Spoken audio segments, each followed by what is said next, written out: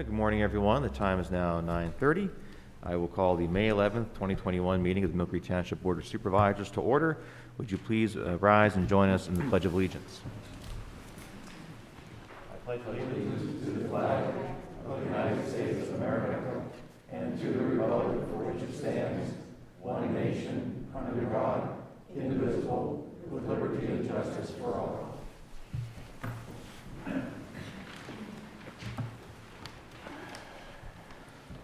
Thank you very much. Quick announcement: this meeting is being televised live online via Go Live at youtube.com.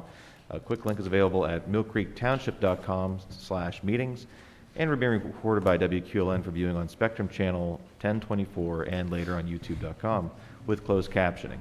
Members of the public may attend in person in the General Assembly Room. However, total occupancy is limited to 25 persons and masks are required. Persons who wish to offer testimony at any hearing or to offer comments during the public comment portion of the meeting but do not wish to attend in person must contact Township Secretary Cheryl Williams at 814-833-1111 or at her email address swilliams@millcreektownship.com no later than 24 hours before the scheduled meeting to make arrangements. Ms. Williams, has anyone contacted you about participating remotely today? Okay, thank you. Next on our agenda is public comment on our agenda other than development and rezoning applications. We do have 3 hearings on today's agenda for rezonings and the official map, but would anyone care to address any other agenda item at this point? Okay, hearing none.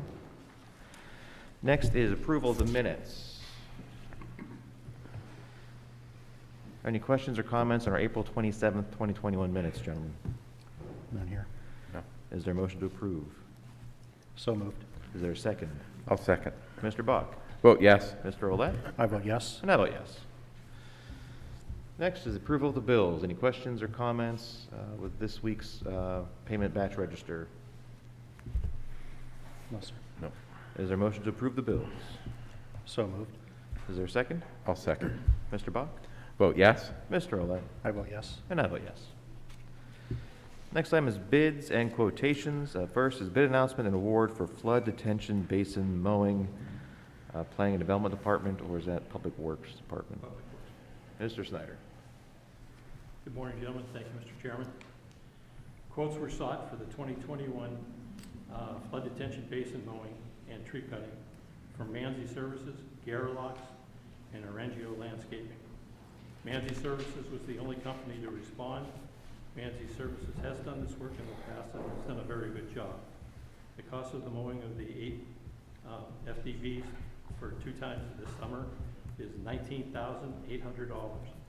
This money would come out of 2 streets department accounts. The first account is number 44034, the tree removal account, $5,000, and account 44040, maintenance and repair, $14,800, leaving a balance of $12,000 in the tree removal account and $25,632.51 in the maintenance and repair account.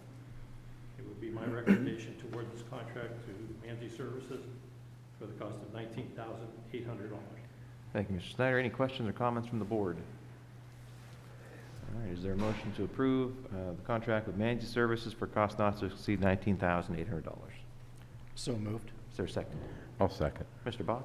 Vote yes. Mr. Olet? I vote yes. And I vote yes. Next is bid announcement and award for environmental assessment. Planning and Development Department. Good morning, Chairman, and thank you, gentlemen. Let's see. There was perform an environmental assessment of the area of Beaver Run to be cleaned by the township. 2 quotes were received. One was from Mark J. Corey and Associates for $2,500. The second one was from Urban Engineers for $1,675. And should a wetlands report be necessary, it would cost an additional $1,560 for Urban Engineers. It is the recommendation of the township engineer to award the contract to Urban Engineers.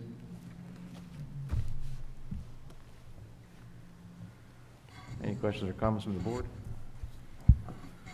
Mr. Chairman, I would note that that the recommendation is for the environmental assessment. It does not at this point include the wetlands, just to make clear for the record. Well, I guess that's the question then. So we're only approving the 1675 for an assessment. We have to rebid or go out for additional quotes for the wetlands report, or is that included in the original request for proposals? Engineer Corey didn't issue a number for that. I guess I would just, if you're going to approve, I would make it, the 1675 would be approved, and the 1560, I guess, approved contingent on that, needing the wetland report. All right. Okay, is there a motion to award the contract to Urban Engineers for a lump sum of 1675 for the environmental assessment? I'll make that motion. Is there a second? Second. Mr. Bach? Vote yes. Mr. Olet? I vote yes. And I vote yes. Next item is pay estimate number 4, Shoreline Pump Station Project. Mr. Snyder?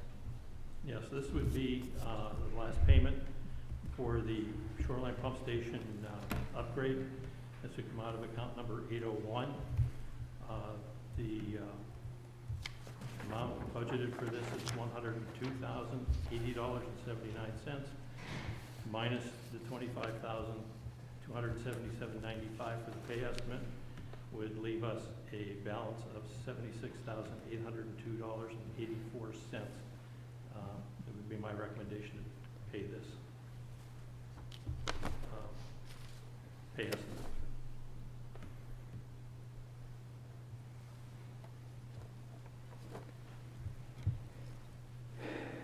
Any questions or comments from the board? Mr. Snyder, so I'm clear, the request doesn't really have a recommendation at the top. This is just to approve the amount of $25,277.95. Yes. Is there a motion to approve pay estimate number 4? I'll make that motion. Is there a second? I'll second. Mr. Bach? Vote yes. Mr. Olet? I vote yes. And I vote yes. Next item is the ECOG joint purchasing bid announcements and award. Yes, this is for, there were 2 bids received by the COG for culvert pipes and concrete catch basins for a total of $23,259. The bidders were Chimung Supply and Green Distributors. The bids were exactly the same as their manufacturer, or they sell ADS. The recommendation would be to award it to Green Distributors as they are the closest for proximity, although if there were issues receiving those materials, then Chimung Supply would be able to supply those.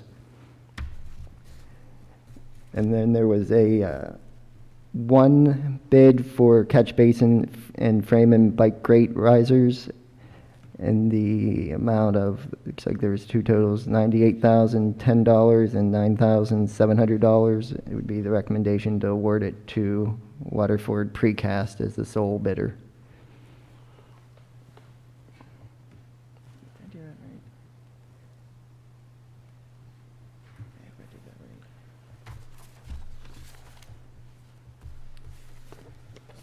Any questions or comments from the board? Nope. So this is to approve Green Distributors for our pipe and Waterford Precast for catch basins and risers, frames, and grates. All right, is there a motion to approve the recommendation from the township engineer? I'll make that motion. Is there a second? I'll second. Mr. Bach? Vote yes. Mr. Olet? I vote yes. And I vote yes. Next is the central oil system. Mr. Snyder? Fleet Maintenance is seeking permission to purchase a central oil system for the garages. This would put a fluid system station at each mechanic's station, saving man hours. Quotes were sought and only one company responded. Don Parker Sales, $24,029.46. Precision Pump, no quote, and Collins Equipment Company, no quote. The equipment quoted by Parker Sales is covered by the state NJPA contract, but the prices quoted were below those contracted prices. The oil system is in the fleet maintenance capital budget. $25,000 was budgeted. minus the $24,029.46, leaving a $970.54 reserve in the budget. It would be my recommendation to purchase the central oil system from Don Parker Sales for the cost of $24,029.46. Okay. Any questions or comments from the board? No, sir. All right, is there a motion to approve the purchase of the central oil system from Don Parker for cost not to exceed $24,029.46? So moved. Is there a second? Second. Mr. Bach? Vote yes. Mr. Olet? I vote yes. And I vote yes. Next is a rolling jack. Mr. Snyder. Fleet Maintenance is also seeking permission to purchase a rolling jack that would fit on the large four-post lift and garage too. The jack would be purchased from Gary's Automotive Equipment, LLC, under the CoStar's contract number 800306 for the cost of $8,620.29. The monies would come out of the lift column adapters reserve, which is $17,266.04, minus the $8,620.29 for the jack, which would leave $8,745.75 in the reserves. It would be my recommendation to purchase the rolling jack from Gary's Automotive Equipment, LLC, for the CoStar's price of $8,620.29. Thank you, Mr. Snyder. Any questions or comments from the board? All right. With that, is there a motion to approve the purchase of the rolling jack from Gary's Automotive Equipment for a cost not to exceed $8,620.29? I'll make that motion. Is there a second? Second. Mr. Bach? I vote yes. Mr. Olet? I vote yes. And I vote yes. Next is a parking lot light pole. Mr. Snyder. Building Maintenance is seeking permission to purchase one light pole to be installed in the parking lot at the west end of the township parking area. The pole would be purchased from Weber Electric under the CoStar's contract number 0085011-92476 for the cost of $3,555. The monies will be taken out of the Mill Creek Golf and Learning Center roof repair reserves. The reserves are $4,509.79, minus the cost of the pole would leave $959.79 in reserves. All work will be done by township personnel in this installation. Thank you, Mr. Snyder. Any questions or comments from the board? Mr. Chairman, just real quick, it's, the documents in front of me indicate it was $3,550. I think Mr. Snyder mistakenly said $3,555, just to clarify the record. Thanks. Any questions or comments? I have a question for Mr. Zuchewski or Mr. Olet. I cannot recall the roof work for the Mill Creek Golf and Learning Center. Has that been completed, and this is what's left over from that Yes. project? Correct. Yes, Okay. they've completed that. All right. All right, well, is there a motion to essentially amend the capital budget to include this project, shifting the funds as noted in the recommendation, and to allocate $3,550 for this project, and award the purchase to Weber Electric? So moved. Is there a second? I'll second. Mr. Bach? I vote yes. Mr. Olet? I vote yes. And I vote yes. Next is security cameras. Mr. Snyder? Yes, Building Maintenance is seeking permission to purchase 3 security cameras from the Wilkins Company Incorporated for the cost of $1,635. These cameras will be integrated into our current system and would pick up the back of the building and the west parking lot where the new light will be installed. These monies for the 3 cameras would come out of our rooftop air unit number 1 reserves. The reserves are $25,395, minus the cameras of $1,635, leaves a reserve balance of $23,760. All the installation and everything has been done on that rooftop unit. Thank you, Mr. Snyder. Any questions or comments from the board? All right, is there a motion to amend the capital budget to shift 1635 into a camera line item from the rooftop air unit line, and approve the purchase of 3 cameras from Wilkins Corporation for $1,635. I'll make that motion. Is there a second? I'll second that. Mr. Bach? I vote yes. Mr. Roulette? I vote yes. And I vote yes. Mr. Duchesky, even though the request didn't include a capital budget amendment, please note that we are amending the capital budget and make those amendments accordingly, please. Okay. Thank you.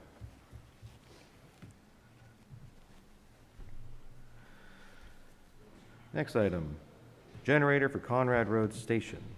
Mr. Snyder. Sewer Revenue is seeking permission to purchase a new generator for the Conrad Road Sewage Pump Station from Shadler Yesco under the CoStar's contract number 008-024 at the cost of $41,750.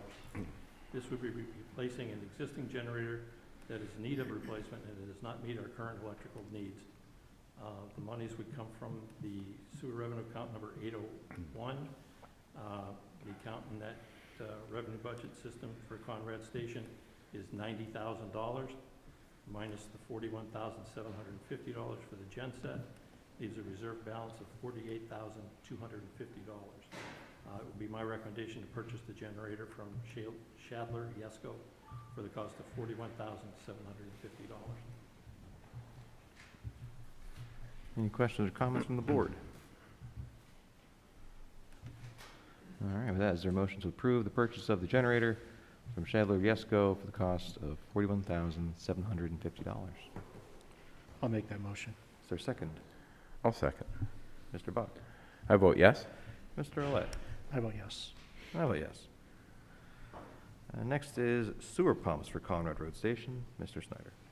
Yes, Sewer Revenue is seeking permission to purchase 2 sewer pumps from Miller Pump Supply under the CoStar's contract number 0000541212 for the cost of $46,258.90. This is part of the upgrade for the Conrad Station.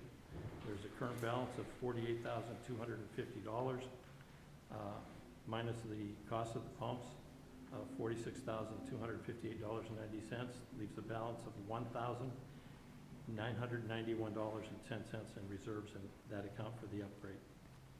It would be my recommendation to purchase the 2 sewer pumps from Miller Pump Supply at the cost of $46,258.90. Any questions or comments from the board? All right, is there a motion to approve the purchase of the 2 sewer pumps from Miller Pump Supply at the cost of $46,280.90? That's $258.90. So moved. Is there a second? I'll second. Mr. Buck? Vote yes. Mr. Roulette? I vote yes. And I vote yes. Thank you, Mr. Chairman. Thank you, Mr. Snyder. The next item is the 2021 milling and paving bid announcement and award. We had a bid opening for the milling and paving project for 2021 on April 30th, 2021 at 3 p.m. 2 contractors submitted bids, Lindy Paving with a total bid of $2,558,586. Joseph McCormick Construction with a bid of $2,640,077. This was for 185,000 square yards of asphalt and associated curb ramp work that would need to be completed as part of those projects. Is that correct, Gary? Yes. Okay. I believe it's the recommendation from Public Works Department to award the paving contract to Lindy Paving for $2,558,586. Any questions or comments from the board? Is there a motion to approve the contract with Lindy Paving Incorporated for the 2021 paving project? So moved. Is there a second? Second. Mr. Bach? I vote yes. Mr. Olet? I vote yes. And I vote yes. Next item is approving of the 2021 paving program. Gentlemen, you have a list in front of you, and there's also a map on the board, and we will also be publishing the map and the list later this afternoon on our website for the 2021 paving program. We are anticipating, well, we will be paving 15 miles of road this year in Mill Creek Township, which is kind of a new high for us. which I think we're all very excited about. Fortunately, the bids came in a little lower than we anticipated, so we were able to stretch the dollars a little further this year. I think last year we did about 13 miles, so we're trying Right. to tack another 2 miles on this year. And again, that list is in front of us right now, and that'll be published this afternoon on our website, or if anyone would care to look at the map or see the list before you leave today, happy to share it with you. Any questions or comments from the board? If their road isn't on the list, can they call Dan's cell phone number? Oh, absolutely. Okay, Sure. we'll publish that with the list. Yes, that's a great idea. He is the liaison to streets. Yeah, that's true. You know? Just a thought. Can't deny that. All right, that is our motion to approve the 2021 Mill Creek paving program. I'll make that motion. Is there a second? I will second. Mr. Bach? Vote yes? Mr. Olet? I vote yes. And I vote yes. And next is a request from exclusion from land development from Mr. Suds Wash, 2227 West 38th Street, Mark Natemeyer, developer. Mr. Puz? Yes, good morning. Developer Mark Natemeyer for Mr. Suds Wash is proposing a 480 square foot addition to the south of their building located at 2227 West 38th Street. The rear addition is 10 foot by 48 foot and will be replacing a 16 foot by 16 foot roof that's currently there. The township engineer recommends approval of the exclusion as there's no grading change, no access change, and no anticipated additional traffic. Mr. Puz, just for clarification, is this a notice to the board or is this an actual request for approval from the board? This would be a request for approval. Any questions or comments from the board? Is there a motion to approve the exclusion from land development request? I'll make that motion. Is there a second? I'll second. Mr. Bach? Vote yes? Mr. Olet? I vote yes. And I vote yes. All right, next item is public hearings on petitions requesting a change in zoning classification.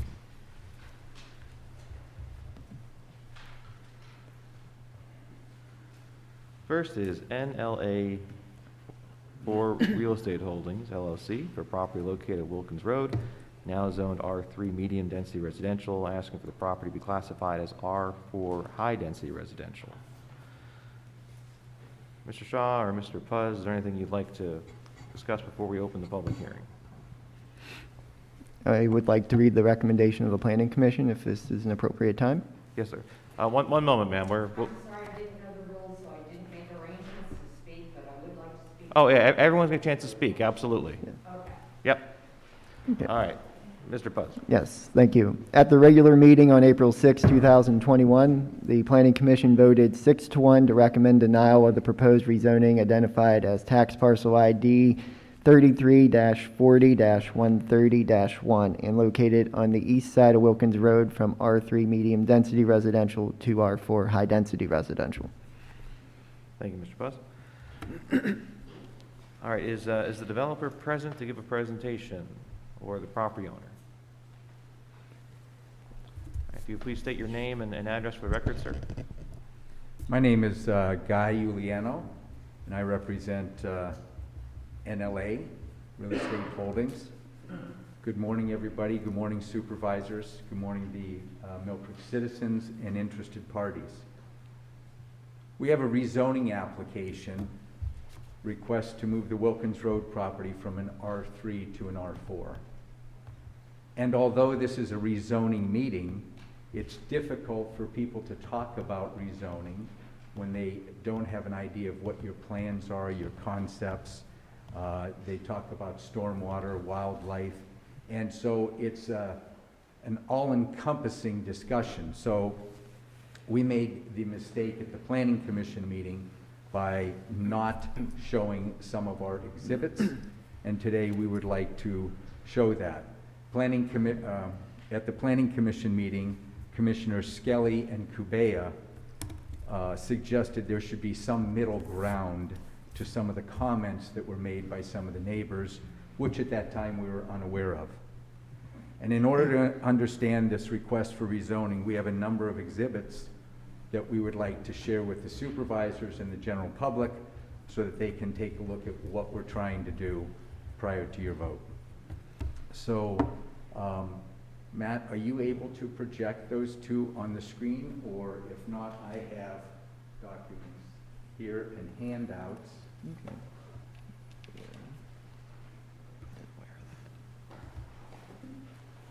If you would be so kind as to distribute those. There's 40 of them, so I think I have plenty for everybody, including the supervisors. And these are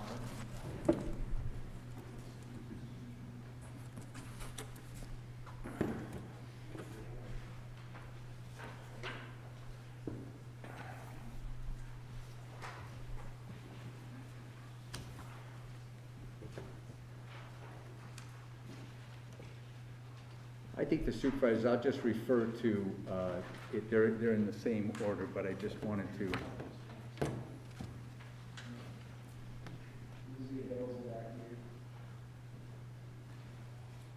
Thank you, Matt.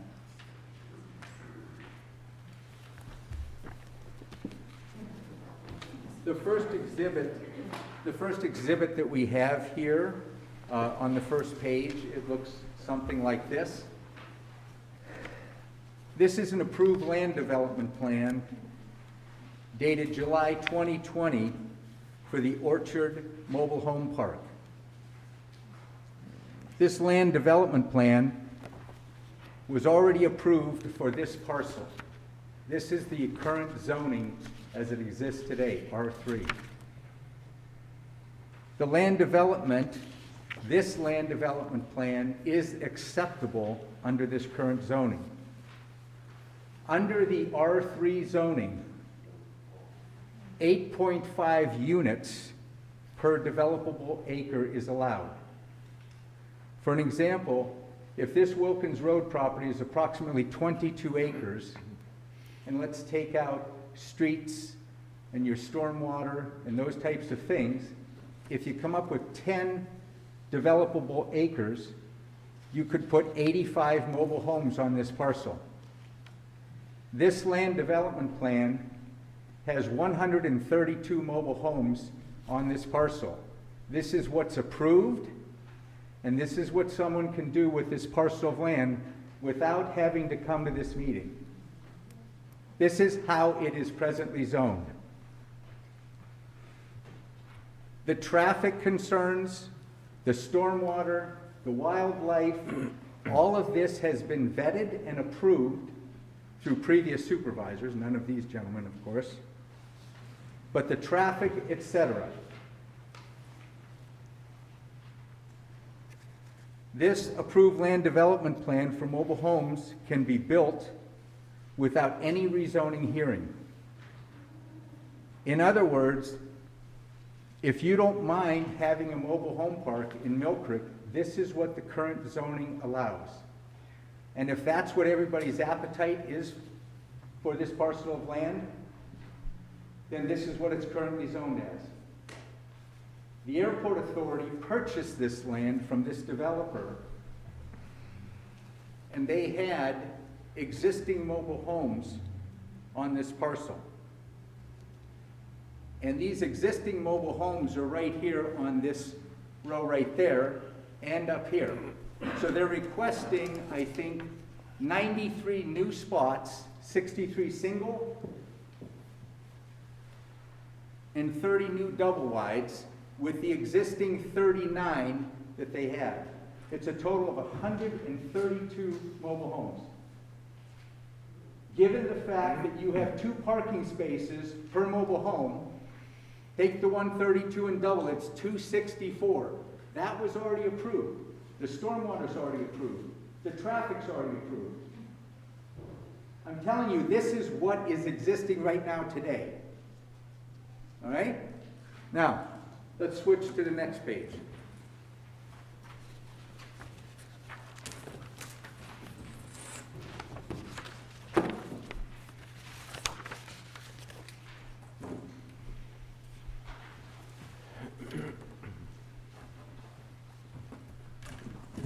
Oh, sorry, Matt. That's all right. This is a concept plan that we have come up with, and we have made modifications to this based on some of the comments. And at the Planning Commission meeting, Commissioner Scully and Cabea believed that there was some middle ground here. And so we have tried to take some of the comments from the neighborhood and improve and better this plan. First of all, the characteristic of R4. And R4 is called high density. So the first thing I'm saying is, what are you asking to put more than 132 units on there for? R4 requires 7 units per developable acre. If we take the 22 acres, we put roads, and we have 10 acres of developable land, you can put 85 mobile homes on there, or you could put 70 townhomes on there. It's a reduction. R3 has a higher density than R4. So by leaving this the way it is, you have the highest density possible. We are taking it from 8.5 units per developable acre to 7. It's an 18.5% decrease. It's 18.5% less traffic, it's 18.5% less parking spaces, it's 18.5% less everything.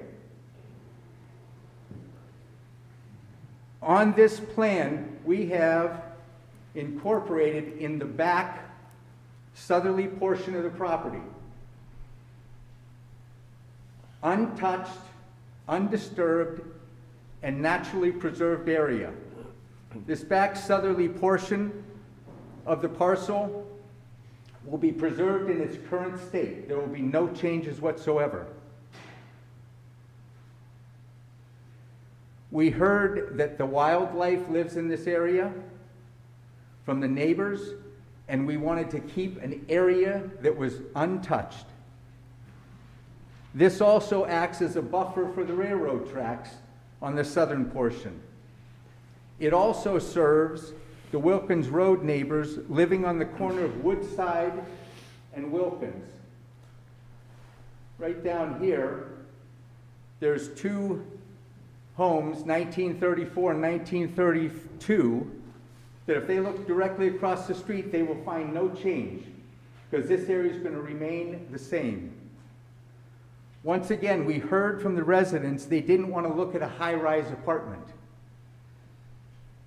So it was our fault for not showing more of a concept plan during the Planning Commission meeting. This concept plan also includes an open and recreational space that will encompass walking trails, picnicking areas, soccer nets, frisbees, baseballs, footballs. This area is right here in the middle. It's the green area right in the middle of the plan. This open space, this recreational space, is approximately 2.4 acres. It may grow because this is a concept plan. We have not done stormwater. We have not done land development plans, so this is as close as we can get at this time. This open and recreational space will benefit the neighbors living at 1826 and 1832 Wilkins Road, as their view directly across the street here will remain unchanged. As a matter of fact, this will be a well-groomed, cut, mowed, weed-whacked area for recreational use, and it can be used by the Wilkins Road neighbors. It is welcome to not only the residents of this community, but anyone in the Wilkins Road areas. At the Planning Commission meeting, we heard the desire for an open recreational space. This concept plan allows for this and does not obligate the Wilkins Road neighbors to worry about cutting, mowing, paying taxes, or maintaining this, yet they have the enjoyment of this area if they choose. The other component of this plan is the one-story ranch duplexes that are on the east side of Wilkins Road.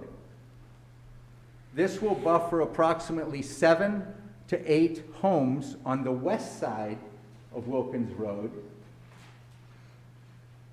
so that they won't have to look at high-rise townhomes. At the Planning Commission meeting, we heard neighbors that did not want to look at these or have people stare down into their existing homes. These one-story ranch-style units are lower in height.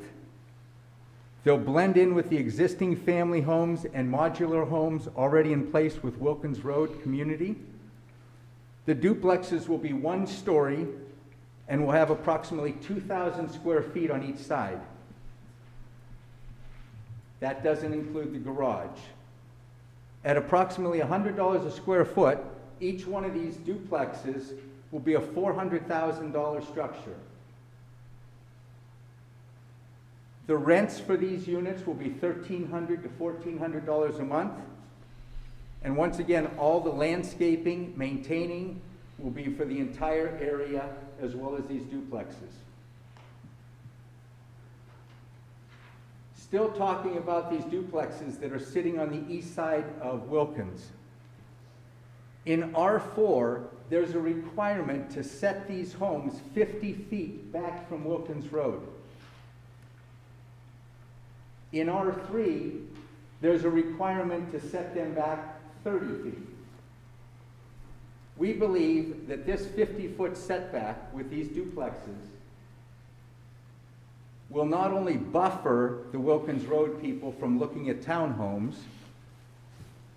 but it will provide an aesthetically pleasing yard with ornamental trees, bushes, and shrubs. Now, if we want to contrast that to the mobile home plan that we just looked at, the land development plan, there's a 30-foot setback. And that plan calls for a 16-foot by 60-foot mobile home parallel to Wilkins Road. These neighbors are going to see the side of a mobile home that's 60 feet long. That's the current zoning. That was what it was bought from the airport authority, and nobody ever changed it. That's what we're looking at right now. The other thing I'd like to show is in the packets, there's a document that shows some examples of some duplexes. None of these duplexes are going to be looking like they came off of a copy machine and they're exactly identical. They'll have different colors, they'll have different shapes. Some will have 2-car garage, some will have 1-car garage. It's just a sample. It's not an all-inclusive list. It's something that you can just use as an idea. Once again, there's your concept plans, but we wanted to show them to you because it's hard to talk about what we were thinking about without showing you this. Now, the townhomes on the east side of the property. These townhomes on the east side of the property, there's 6 units per building. They'll have different looks, colors, and highlights. There'll be scattered ornamental trees, bushes, and aesthetically pleasing landscape to the eye. Samples of these different colors can be seen at the Garvey Lane Townhomes at 4341 West 26th Street. And after hearing some comments at the Planning Commission meeting, neighbors once again didn't want to see these people on the deck staring down at their existing homes, which no one blames them. And they also didn't want to just be looking at mobile homes or townhomes. So what we've done is we pushed the townhomes as far away from Wilkins Road as possible that is buffered by the 1-story ranch duplexes that will literally make it invisible from Wilkins Road. The townhomes too have been designed perpendicular to Wilkins Road so that nobody's sitting on the back looking down in anyone's existing structures. So once again, we tried to take these comments and incorporate them into the plan. These townhomes will be approximately 1,300 to 1,600 square feet of living space. There'll be 2- and 3-bedroom units. They'll range from $1,100 to $1,200 per month. There is no Section 8, there is no unsubsidized housing, and the tenants have a credit score of 700 above, and they'll have to have a clean nationwide background check. The tenants will be all young professionals with good incomes and jobs. In summary, it is our belief that this multi-million-dollar development will also support Embrace Mill Creek Report by stimulating investment into a targeted areas identified in that report.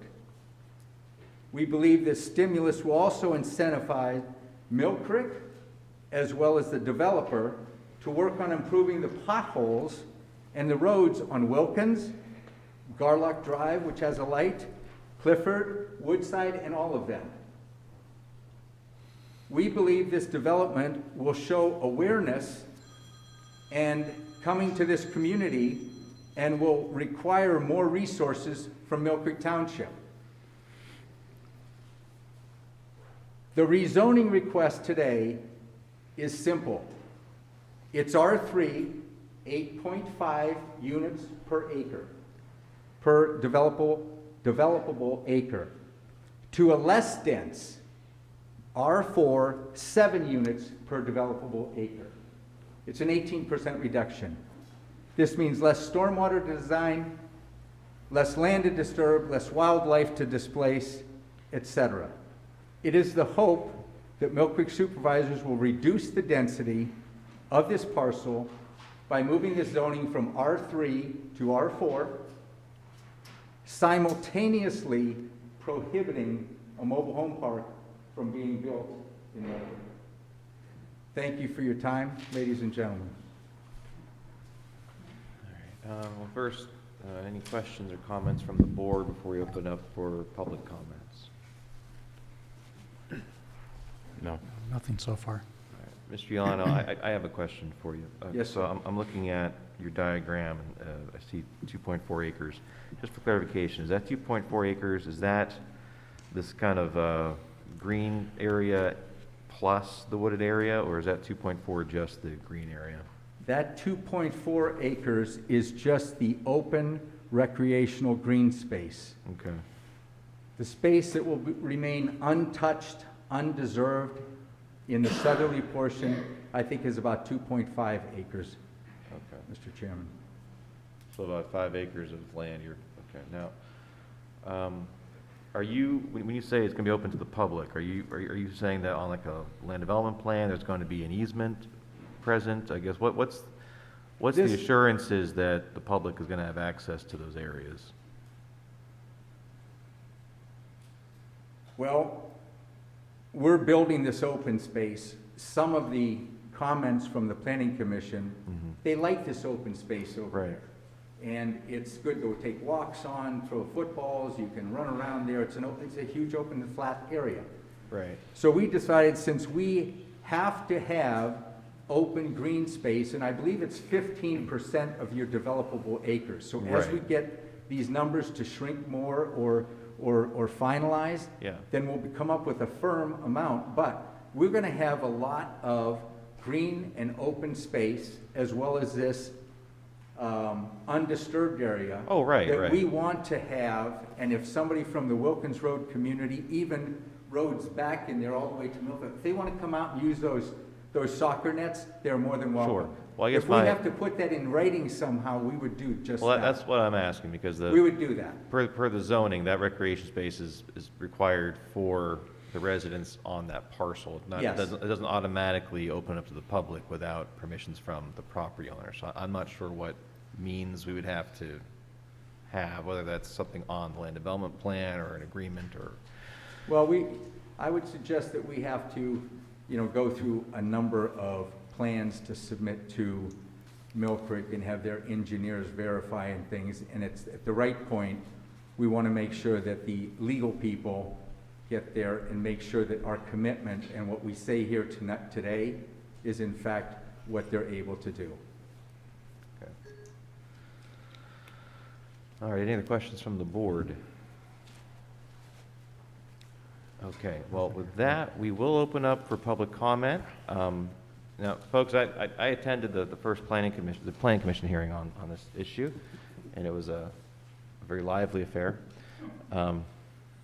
We tend to have a little more of an orderly public hearing process here at the township for the board of supervisors. There will be a 5-minute limit on comments, and please refrain from making comments from your seat.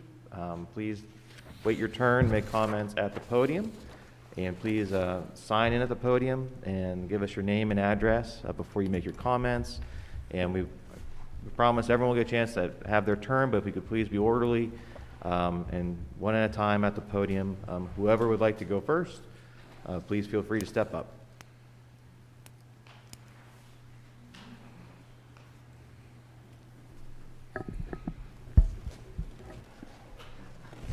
Hi, can you hear me? Yep. Hi, my name is Barbara Lamb. I live at 1810 Woodside Drive I've lived in this area my entire life.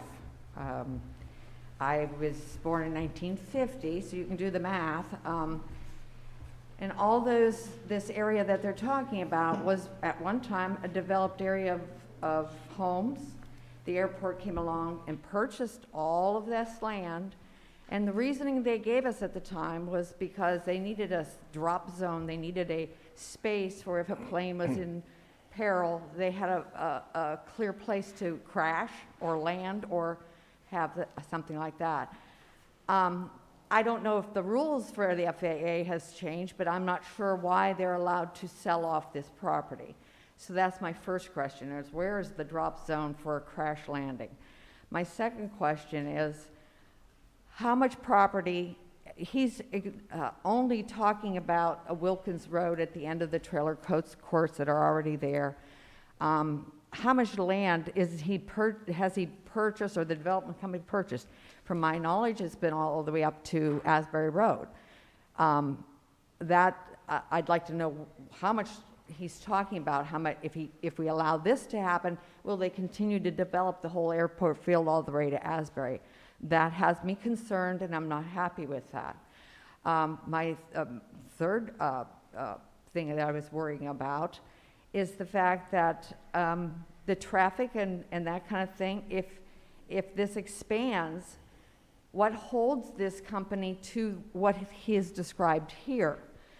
If we change the zoning, will there be to an R4? I'm not familiar with what that means, so is he allowed to do high rises, like 4 stories high, or something like that?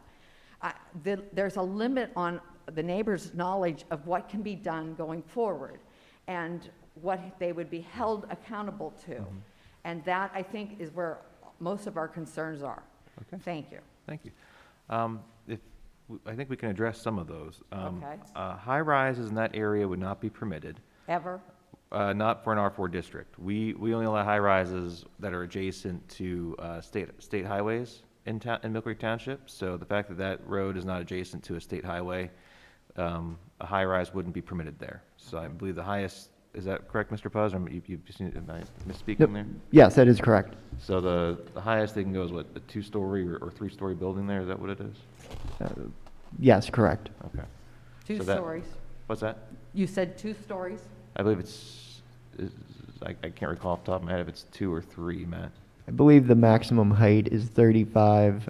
It does increase for a high rise, but like you said, that the high rises would not be permitted there. So 35 feet is the height.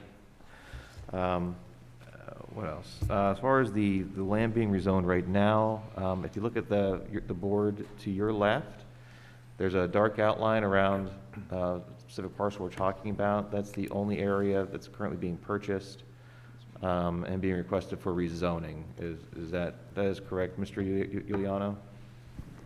Okay. Just that area. Okay, And how then, far does that go? I'm not real good with maps. that's from the railroad tracks Mhm. north to the current mobile home park property. So it's just to the end of which would be the beginning of Brookside or Westwood, I mean? Westwood? I believe so, Is yes. this, so the land goes as Here's far Westwood. from Wilkins to Westwood? Yes. Okay. All right, that answers that question. What else? Mr. Martin? Yes, sir. There's a question, and I know you addressed this at the Planning Commission, but would you mind stepping to the podium and briefly explaining what the restrictions were at the time on that property? I know you explained they had changed now. If you wouldn't mind. You want me to sit down? If you wouldn't mind, ma'am. Thank you. So the question was, why is it that the airport acquired the property initially, and how is the airport permitted to sell it for development at this point? If you could briefly. Derek Martin, Erie Airport, 4411 West 12th Street. To answer the question that was posed, the property was acquired, I believe, in late 1998 for noise mitigation because the aircraft at the time were noisier, and then there was also a planned runway extension. The airport actually purchased 70 acres of land, not the 22 that are being for sale. So of the 70 acres, 22 acres are being sold for this proposed development. The question with regards to the lady just posed about the other property is not for sale. It's consistent with the airport's noise land reuse plan. This is a plan that was created by urban engineers in 2009 in this community with the FAA. It was submitted to the FAA, was approved, and it lists about 4 properties that are available for sale for this noise reuse plan. Did that answer your question? Well, I guess the other thing that was mentioned is there's a belief that part of the reason that was purchased was some kind of a crash zone. Is that inaccurate? No, that's not. Okay. The land was purchased for noise. For noise. Any crash has to be on the approach to the airport, and all that has been acquired. So on the east side, the golf course that used to be 18 holes is now 9 holes. Those sort of things were done. All the noise currently at the airport is within the fence boundaries of the airport. There Okay. are no noise outside the 65, what's called the DNL limits that the federal government sets outside our fence. Okay. All right, thank you, Mr. Martin. One follow-up? Can I ask him a question? Sure, I don't want this to turn into an inquisition, Mr. Martin. You said that the crash zone is only the fenced in of the airport field. That's where you have it fenced in is the designated crash zone, along with what's over on Powell Avenue, correct? We don't refer to it as a crash zone. We refer to it as an approach. It's the approach, takeoff, and landing of the aircraft. Okay, so anything that's not in that fence is yours to be able to sell off? No, that's not correct. Okay. So the only property, and this document shows it, that we can sell is the 22 acres that is proposed. The other 50 plus acres are not for sale and cannot be sold. And cannot be sold? No. And those go from what road to what road? I'm not exactly sure of the roads. All I know is on that Wilkins Road property were 70 acres that goes towards the fence line. And some of that property is also wetlands mitigation. It cannot be sold. Thank you. Thank you, Mr. Martin. Appreciate it. Whoever else would like to speak, please feel free to step up to the podium.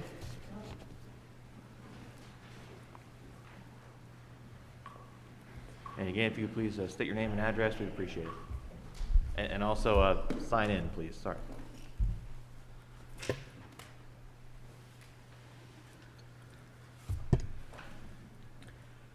Good morning. My name is Debbie Binney, and I live on Wilkins Road. I'd like to address the board. I don't understand why we are here when the Planning Commission made a recommendation 6-1. But we are here today, and I'm in hopes that the 3 of you are our guardian angels over in our area and see this from our point. Ms. Binney, can I clarify real quick? You said you're not sure why we're here.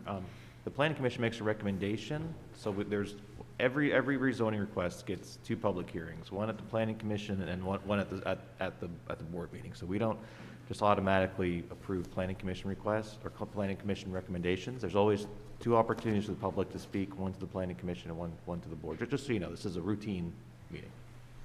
I've spoke to a few of the planning commissions, and they kind of wonder, you know, they put all this time into their decision, and then they see it overrode. So it is what it is. Okay. I did want to make a point. I'm not sure you did not mention it, but I delivered a petition yesterday. I dropped it off in time that you would be able to look over it and verify the names and the addresses. These are taxpayers that live adjacent to this property. Could I have you read that for me? Sure. I mean, I can enter into the record a petition against the rezoning of the property located at Wilkins Road, now zoned R3 medium density residential, requested to change to R4 high density residential. We, the undersigned owners of property affected by the requested zoning change described above, do hereby protest any change in zoning. Petition summary and background. The proposed rezoning, according to those signed, is not consistent with the Mill Creek Municipality's comprehensive plan. High-density residential is inconsistent with the surrounding properties and is inappropriate and detrimental to the adjoining residential area. The proposed rezoning would not be small-scale development meant to infill and use land.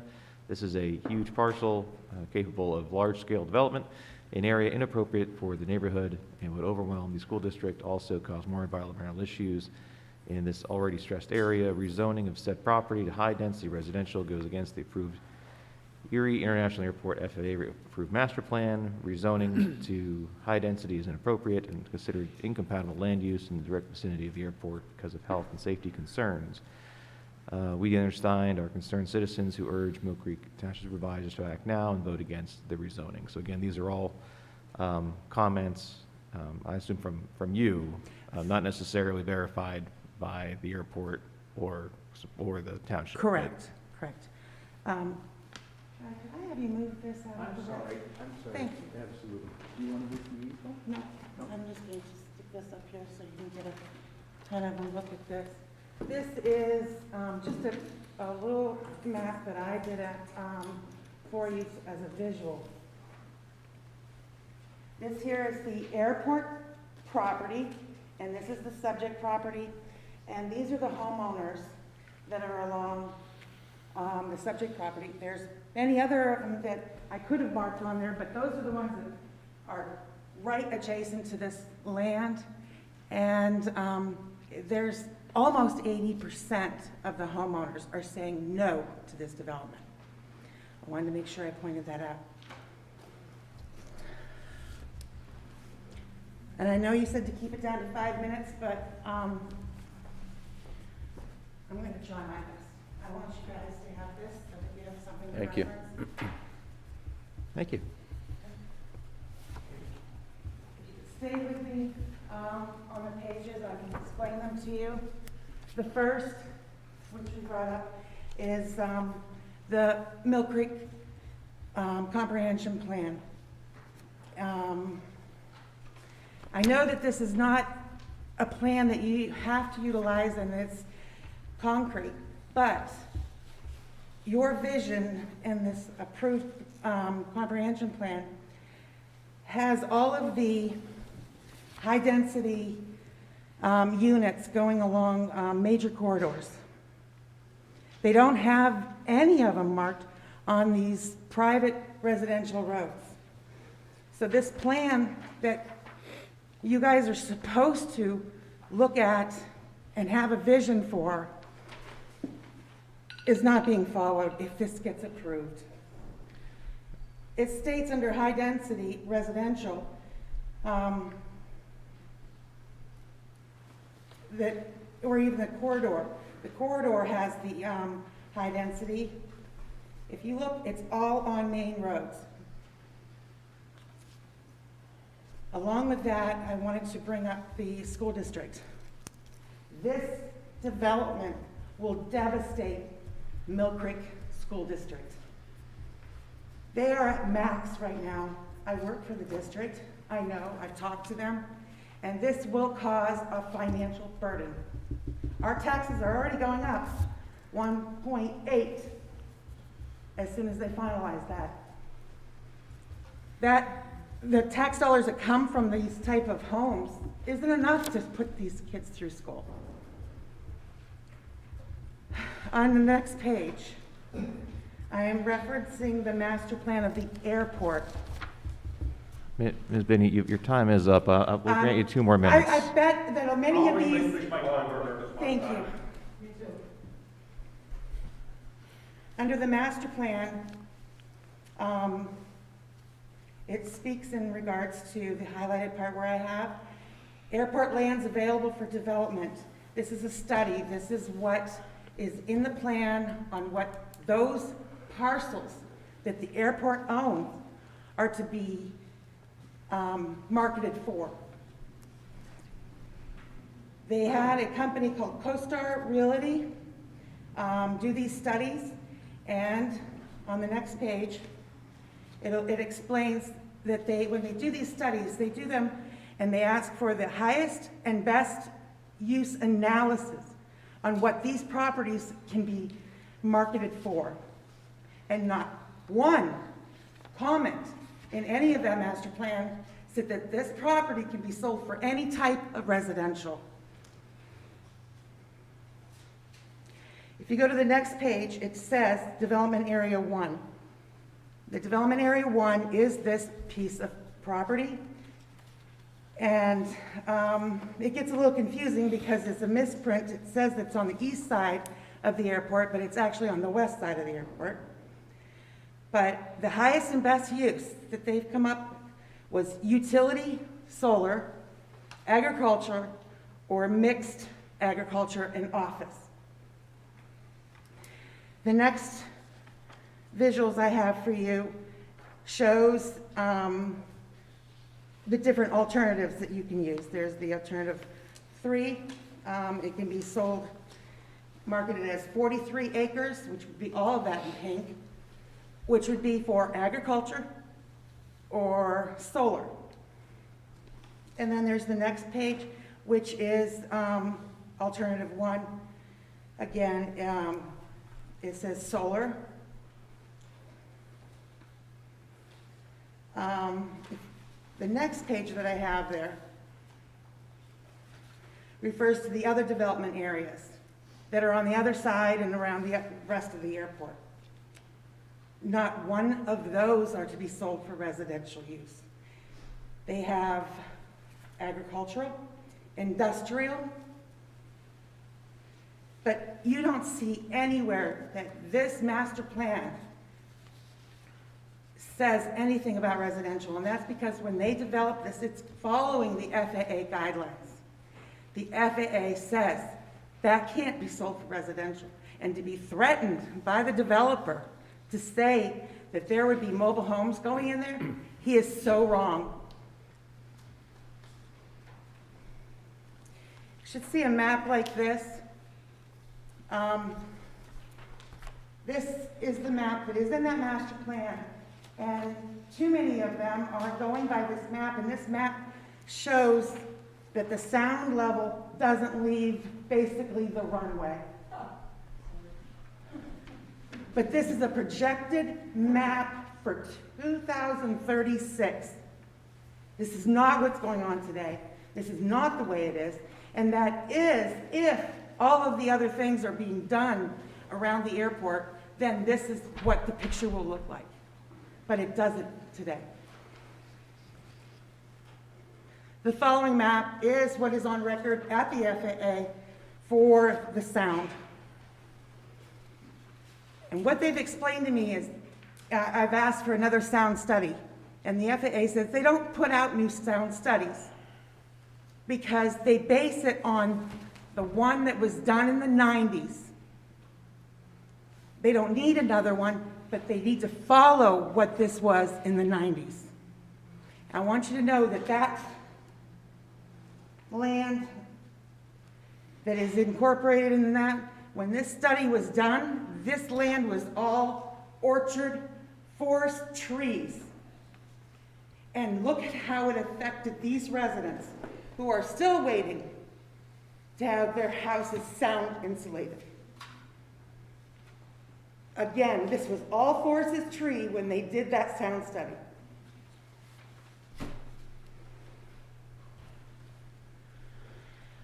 Now, the next page is the environmental picture of what goes on around the airport.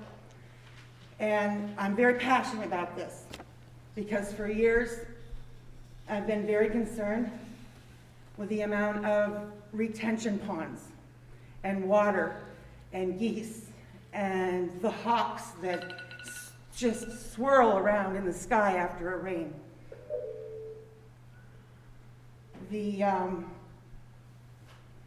This map that's in the master plan shows no retention ponds, no water laying anywhere along by that airport, except for the creeks and the little wetlands. The next page I have for you is what I pulled off of Google Maps, and I highlighted to you all the water that lays adjacent to this property.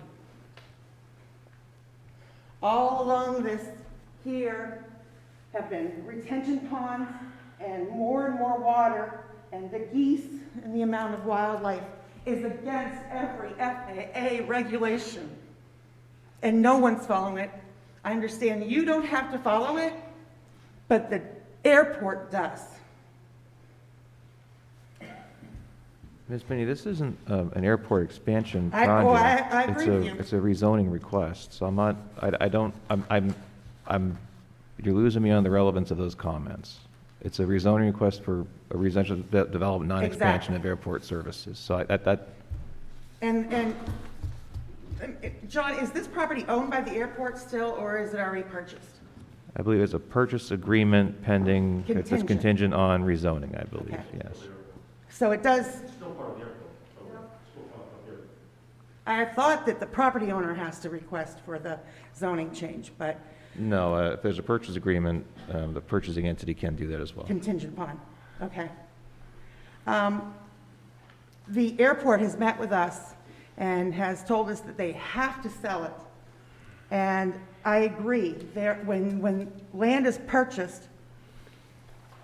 with the government money, they need to remarket it if it's not going to be used for anything around the airport. We were told many years ago that this was going to be our sound buffer. And this airport director decided that that's not true. But in the next papers that I've included in there, there's a huge manual to this.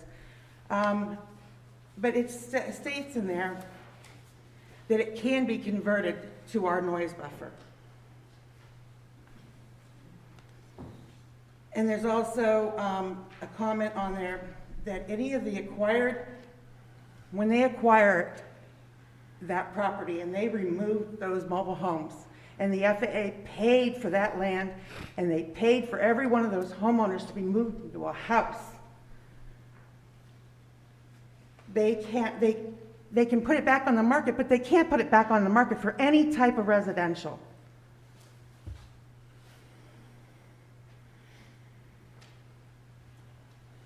And I do have also with me a sample of the FAA restrictions that are required to go on record when that land is sold. And the restrictions spell right out: the property must not be used for residential purchases, which purposes include single-family, multifamily, mobile home development, or high density. Also, along with this, it also shows a sample of a letter that Mr. Martin should be able to show me that he has approval from the FAA to sell this. The only letter he's been able to show me is an old letter that dates back to 2010, and that letter was sent out to every airport in the United States to ask them to start marketing the properties that were purchased under the noise abatement.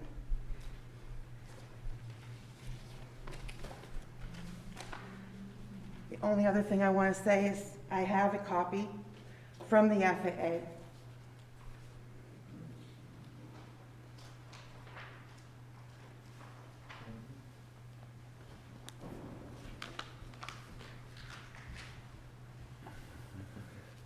Thank you. Thank you.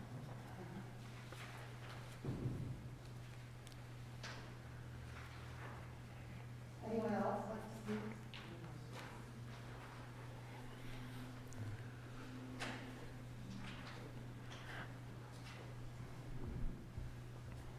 Thank you. This, it's not a letter, it's an email, and it's dated April 23rd, 2021.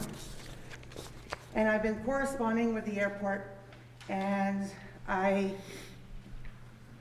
received this email from Susan McDonald in Harrisburg, and she spells out to me, basically in this letter, that there is no way that the airport would attempt to sell this property for residential, let alone high density. Everything that I went over today, she is spelling out in this plan that she references the pages in the master, in the master plan. She spells out what it can be sold for. After she says that it can be sold for agriculture, utility, solar, she said residential development was not considered an option. Because this land was purchased and funded with the FAA's money, they have to follow these assurances, or this airport's going to get closed. They threatened to close the airport when the mobile home park was going in. Ms. Bania, that's not what this letter says. Yes, it is. Go ahead. But there's no threat of closing the airport in this letter. No, but it says that they have to follow the assurances. If they want to continue to have any funding, they have to follow those. And this is what happened back in 2001, not 2009, or 89, I think you said, 98. Property was purchased in 2001.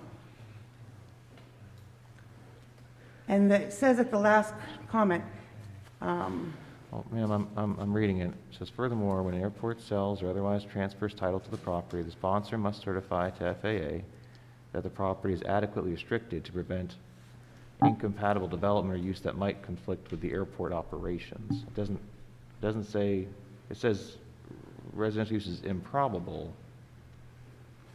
It doesn't say that it's incompatible with airport operations.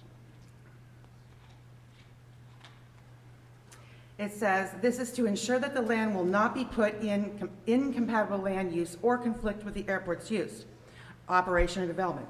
For these reasons, it is improbable that the airport would attempt to market land Sure. for residential development." Right, but what I'm just clarifying that what you're summarizing in this letter says it's a restriction, and it's not saying that. That's not what this letter says. This letter says that if the airport is following the government, they wouldn't be marketing it for residential. No, it says it's improbable. It doesn't say they can't. I'm just Well, clarifying for the exactly. audience that She's that's almost not laughing at me. that's not She's what laughing this. at me, like, how could I be saying the airport is selling it for residential? They paid millions of dollars to Well, purchase that. Ms. Bainey, I'm just clarifying for the record, that's not what this letter states. Okay, I just wanted to go on record that that land should not be being marketed for residential, for the safety, and that's safety reasons. And you guys are put in office to protect us and protect citizens. I don't care if there's mobile homes over there. I don't care if it's high density. It's safety reasons that it shouldn't be marketed. Thank you.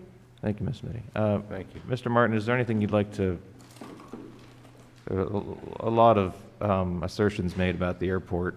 Would you like to clarify your perspective, or would you like a copy of the packet we were presented?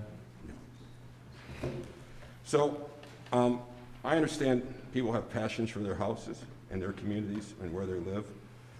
But this is the second time this individual's got up and talked about safety, about the airport, with no knowledge of safety at an airport. The airport is safe. We have a wildlife biologist that makes sure that wildlife inhabitants that are close or near the airport are taken care of. We have a deparation permit, which allows us to kill wildlife on our property if it's a hazard. So safety is our #1 priority. This has to do with the sale of property that is required by the FAA. The lady just mentioned an email dated, I think she said April 21st. I got an email last Wednesday dated 5/5 from Susan with regards to the sale of the property. And the title of the email was Public Complaint. So we've had multiple people complain to the FAA, and they've been given responses, and they don't like the answers. So the FAA, Annette, I'm not going to try to butcher her last name because I did it last time, and I apologize, contacted the hotline from the FAA.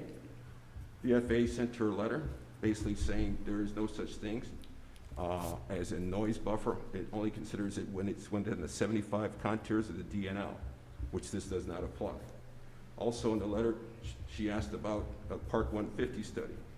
And in the response from the FAA, it says a Part 150 study is a voluntary program and is only recommended when there's noise that's outside the fence line, which the last master plan that was just completed in 2019 indicated there's no noise outside our fence line. Mr. Martin, I just want to, could you please clarify that statement? Because I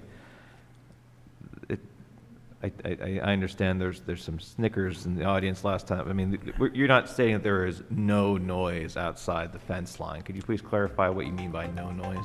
So the federal government has a noise compatibility nationwide that's the standard for all airports in the country. It's called a 65 DNL, day and night noise level. There are no noise levels greater than 65 DNL outside the fence line. Okay.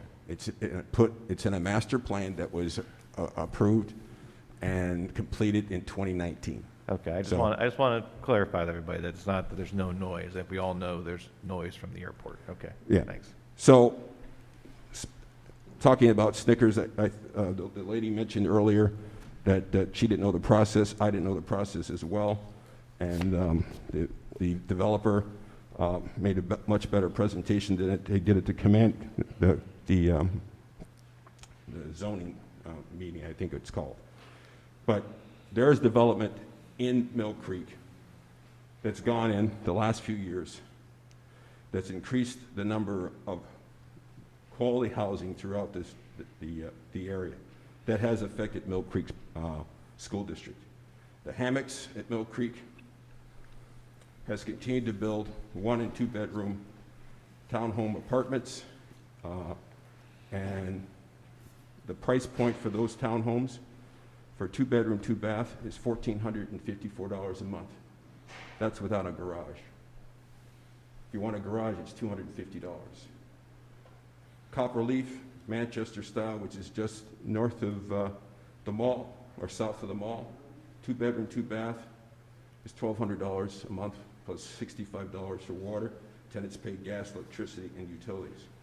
So the price point that was talked about earlier for these apartments, townhomes, are being getting in this community.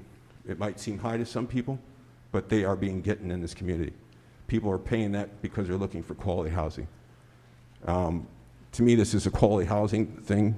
I think the developers worked hard to try to work with the residents on some of their concerns, but quite frankly, there's some residents there that don't want anything to happen there. Doesn't matter what happens. They don't want anything to happen there. So the airport stance is that we have a letter. I have the documentation from the FAA. I could share with the supervisors.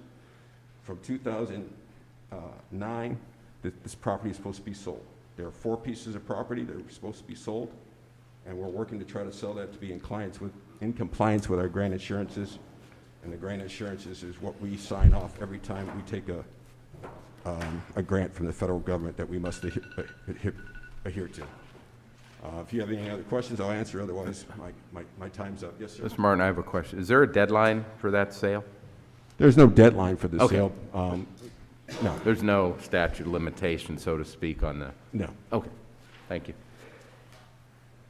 Mr. Martin, I have one question. The email that Ms. Benny provided to us, it does mention something about you won't have incompatible uses that conflict with airport operations. Can you give us an example of what would be a use that would conflict with airport operations?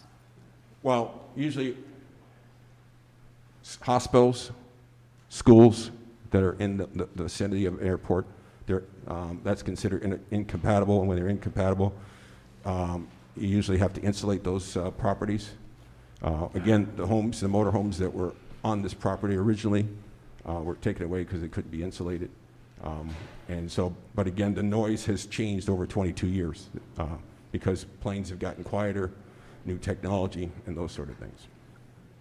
Yeah, could you maybe explain a little more about that? Because that was the one issue at the Planning Commission meeting that I attended was, all right, you removed homes because of the expense or inability to insulate them from noise, and now there's this construction proposed. I just for clarification, Jim and Dan weren't at that meeting.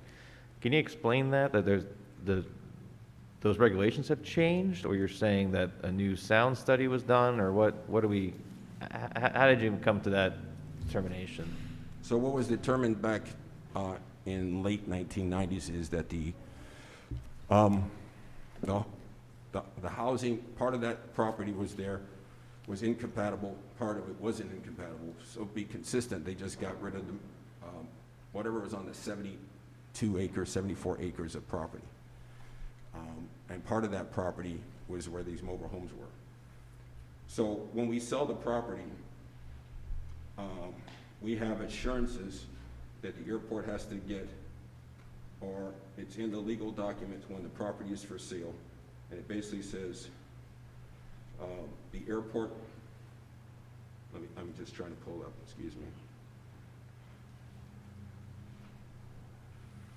This is the letter the last paragraph that I got, and I think this answers the question. Although there's no longer a 65 D&L contour, and residential use would now be considered compatible. This is in her letter, so I'm not sure what that one says. And should the parcel once again, something came in, I'm sorry. Should once again enter the 65 noise level change standard, the airport would be responsible. In addition, noise mitigation for the airport property was funded. The airport must require that when the land is sold, that all restrictions and requirements for noise mitigation be adhered to. The noise contour you mentioned, is that something that's assessed regularly? Is that something that's adjusted annually? I guess that's part I'm So not it depends clear on the size of your aircraft. So the noise that some folks might hear that might be outside is when a military aircraft comes into the community and they do what's called touch and goes. Work planes, fly right over your home, right over our home, come off the airport field. What? So the contour that they're referring to, that they're saying these properties are no longer in, how often is that contour determined, or?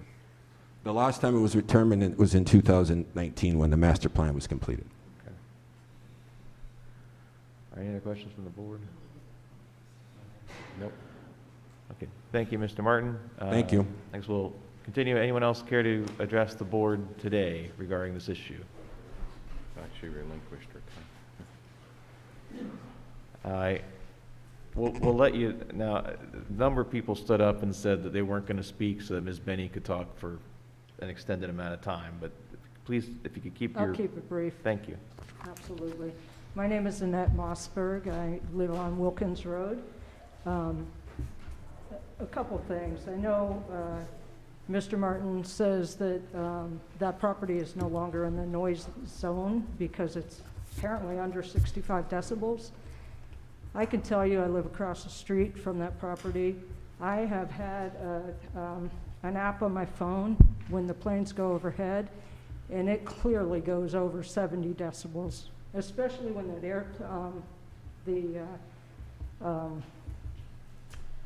the U.S. military plane goes overhead. That thing shakes your house practically. You could feel it when it goes overhead. And as a resident, I'm not saying that they shouldn't do anything with the property.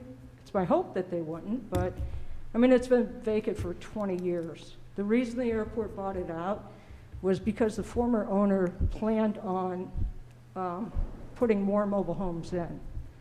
And they decided at that time that was incompatible. So they forced all those people out of their homes, and they basically took over that property by eminent domain, forcing the owners not to be able to increase the mobile homes in the area. That's my one point. My second point is, we don't believe it should be used for residential use. We're okay if they decide to sell it for agriculture or a solar farm. And I'm respectfully asking you today to vote no. Thank you. Thank you.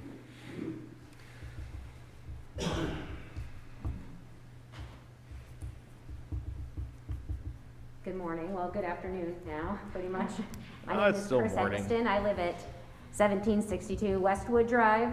I know we haven't heard much for the street that's located to the east of the property. And on his picture that's now down, he really doesn't address that location at all. There is a fence, actually it's a fence that once the airport bought the property that we're talking about, it was an 8-foot fence that they made us cut down to 6 foot because of sightline for the airport or something like that. Actually, I verified that by talking to the airport authority contact that I have. So an 8-foot fence had to be cut down to 6 foot because of sightline in my backyard. And he's, according to his townhouses, they literally would bump up to my backyard. And so he really talks about how on Wilkins, we'll push everything back, but those townhouses would literally be looking over my backyard. And I understand that he wants to develop this and he's threatening, well, then a bunch of trailer parks are going in. And I understand that the airport wants to sell this, so of course he's going to be for increasing the zoning. And I do question the sound things that he's talking about, because if you live in the area, you feel the house shake. You know when a helicopter is riding low or a big plane. And at the moment, we might not be having bigger planes landing right now, especially with COVID and stuff. They've actually decreased the certain planes coming in. But what about in 2-3 years? Our hope is that the area airport grows. What, are you going to just tear down the townhouses that you've just approved? Like they tore down the trailers that they went in and decided we don't want these trailers here anymore. So they uprooted those families. Those are families that I grew up with. I've lived in this neighborhood since I was like 3 years old. It was a coal drive. And then my family moved over to Westwood Drive. And then I just bought, and then 10, 11 years ago, my husband and I bought a house because we love the neighborhood. And so they tore those. You might say, who would want to live in a trailer anyway? Well, there was families that loved that area. They made those families, they kicked them out of those trailers, then they sold them out or whatever and made them buy a house and move out of there. So what happens when the zoning changes for the airport again, possibly? I know you say, what's hearsay? But those are things you have to think when we are technically in this noise zone. You might say, it's not, it's within the fence. Well, if you haven't walked into the airport field lately, I do it almost every day because it's right at the end of our street. The fence is just a chain link fence. I don't know what they're talking. There's no other noise buffers. There's no wall for noise buffering. I mean, I get headaches a lot. I question if it's from the noise that we hear, from the airport noise. It is there. It is very ever present. But even if you say the noise isn't relevant, even if you say, let the developer develop, and if he has to end up tearing things down, or he has to put extra panes on the windows. The wildlife, yesterday, wild turkeys walking through my backyard, deers, it roams free in these areas because it is part of the property that's there.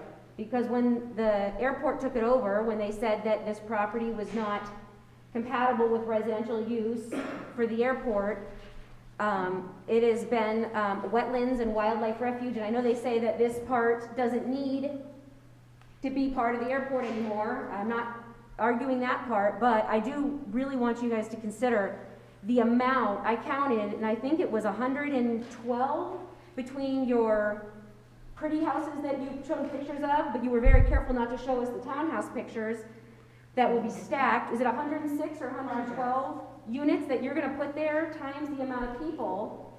I'd like to see what that total number would be. That's a pretty high density to put into a neighborhood on what's not, it sounds like a lot of land. That's not a very big property. If you drove up the street and seen this property, I just want you guys to understand, if we're talking about what you're gonna put into this little property, you say, oh, well, there's other wetlands here. This looks like a lot. But you still are completely wiping this out. He says, oh, I'll put a green area. Again, if you're on that property, it's not very large. This little grass area, oh, here you can play some football. I just want you guys to remember that the airport did buy that for the FAA because of noise, and now they're saying, oh, well, there's a gray area here, we can sell it. And I just want to know, maybe you guys should be having them double check and make sure that this is the right thing to be doing. Thank you. Thank you. Mr. Puz, I just want to clarify the concern about Westwood Drive and kind of an encroachment on that. There is a 30-yard rear setback requirement. Is it, or is it more than that when an R4 abuts an R1 development? It is a 30-foot rear setback in the R4. Is there also a screening requirement? No. Okay, I really would ask folks to please not call out in the middle of the meeting. So there's no buffer screening requirement between an R4 and R1? I could have sworn that was put in the zoning code recently. No, there is when a high-density development is adjacent to a commercial or industrial, there is a required buffer, but no required buffer for residential, abutting residential. Okay, just the 30-foot setback. Correct. Okay. All right, anyone else care to address the board this morning? Yes, sir, come on up.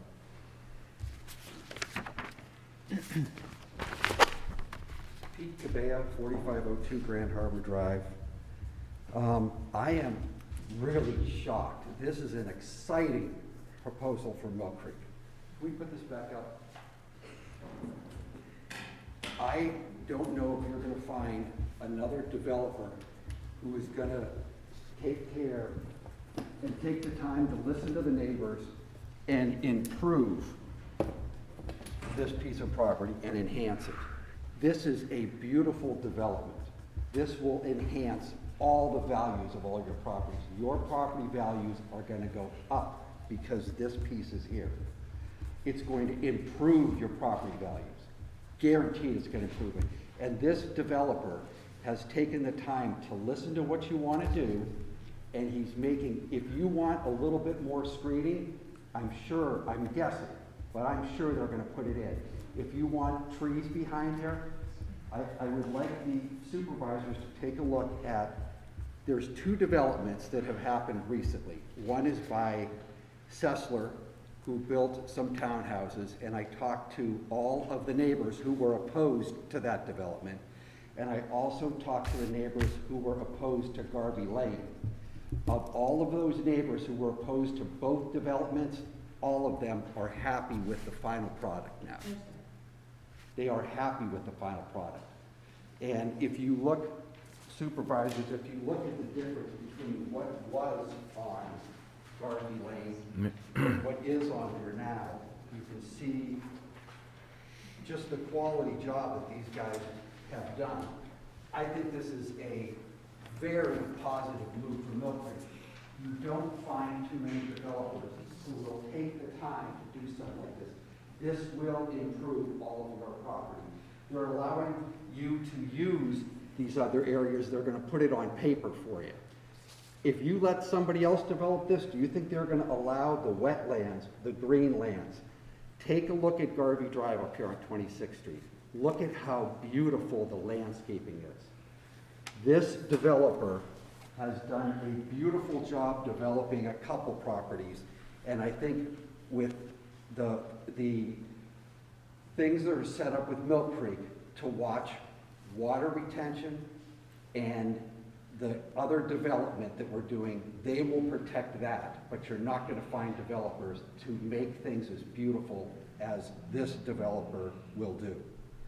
Again, very important, I did talk to all the neighbors who were opposed, and all of them, not some of them, every one of them was happy with what's going on Garvey Lane, and also what Sesslers did in that area. That's kind of important. I would rather see this development in Mill Creek as opposed to Summit or Fairview, and that's where it's gonna end up going. This is a beautiful property. It's going to enhance the whole area. Thank you for your time. Thank you. Would anyone else care to address the supervisors this morning regarding this property?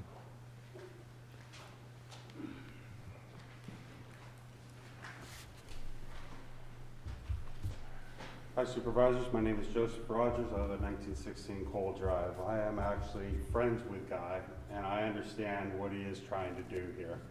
Unfortunately, I don't agree with it.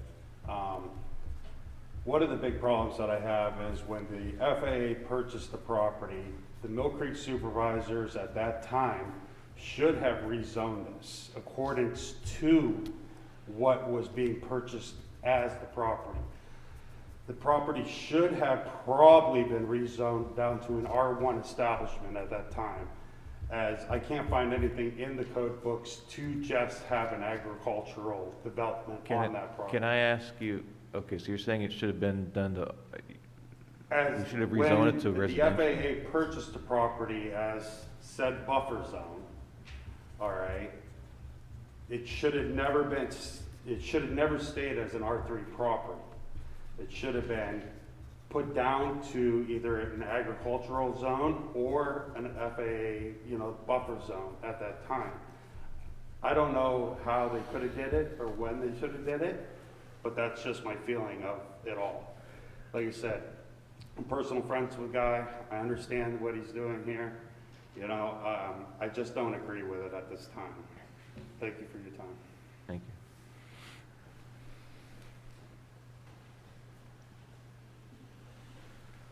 Would anyone else care to address the board at this time regarding this rezoning request? Okay. Any other comments from the board?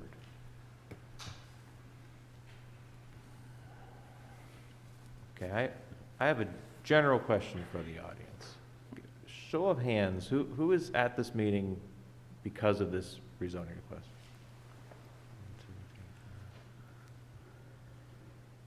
Okay. Here's my question to you, and I've heard the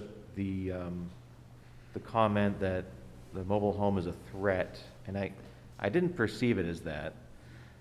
But I mean, there is a reality here that this, as it's currently zoned, that is a development that could take place, and it seems so. And then the airport plan excerpt that was shown to us mentioned several things about agricultural, talked about solar panels. It also mentioned office space, which would be an industrial office park. And then there's this development. So I guess, the airport is going to develop this property, I would imagine. And it's a significant piece of property that ought to be developed somehow. The options, the alternatives here that seem to be viable are reconstructing a mobile home park there. This proposal, which I do have some concerns about, or an industrial office complex. So I guess,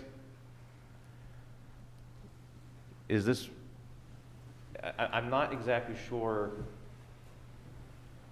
what the preference is from the community, because the option of nothing happening there is not an option, folks. It's not.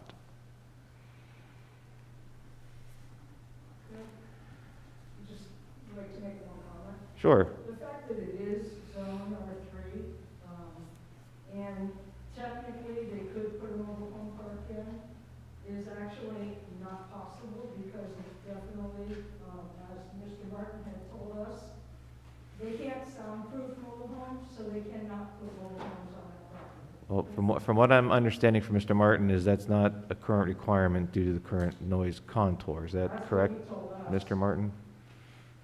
The property is no longer within the 65 feet now, so it's not a requirement. If Okay. the developer wanted to put mobile homes there, he would have to, in his restrictions to the tenants, outline that there is a airport adjacency and there's no noise mitigation techniques for the property. Okay. All right. Mr. Yolano, would you mind stepping up to the podium one more time?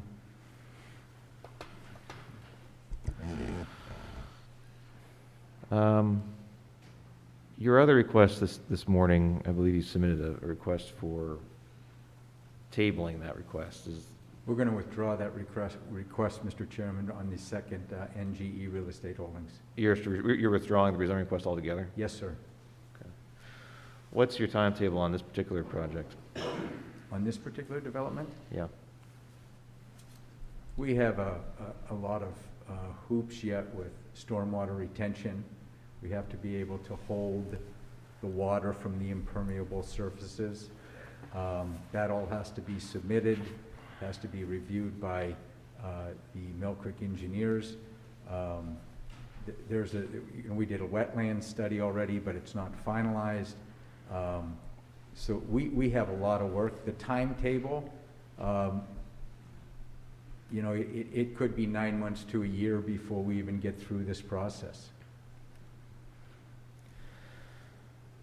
My concern, Mr. Viano, with the rezoning request is what you've presented.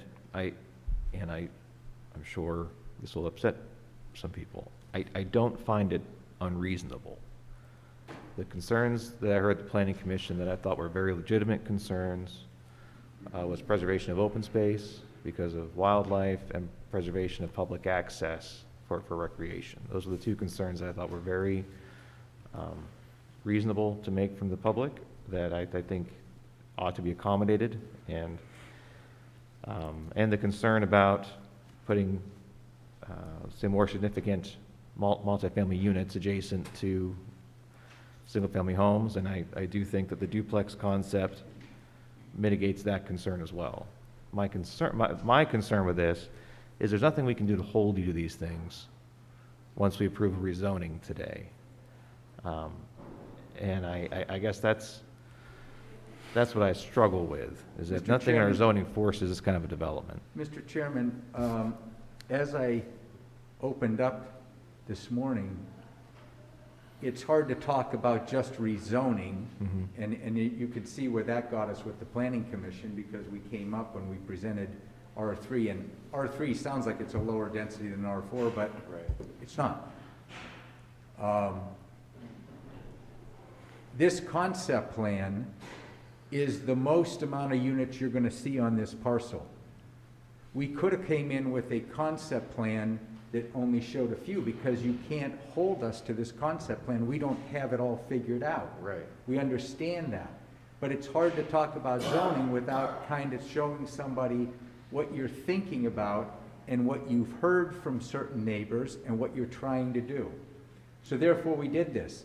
This is the absolute most you're able to do. I would venture to say there's probably 14 townhomes that will be reduced from those townhomes in the back there, because we have not done our stormwater management. We have not done certain material. We have to hold that water for 100 years. We think we did some rough calculations, but this is the absolute most that you will have as far as units.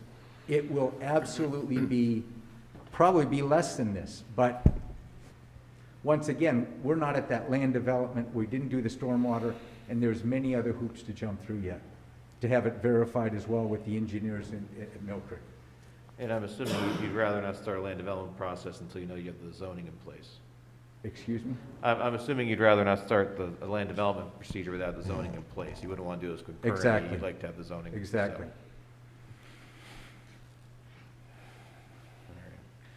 Any other questions or comments from the board? Any other questions or comments from the board? I don't think the changes that Mr. Giuliano has presented here are unreasonable. Speaking personally, if I resided in the neighborhood, to me it's an improvement, but I'm going to set aside my personal feelings when this comes up for a vote. I think what's presented here is not unreasonable. I think it would be an enhancement to the neighborhood.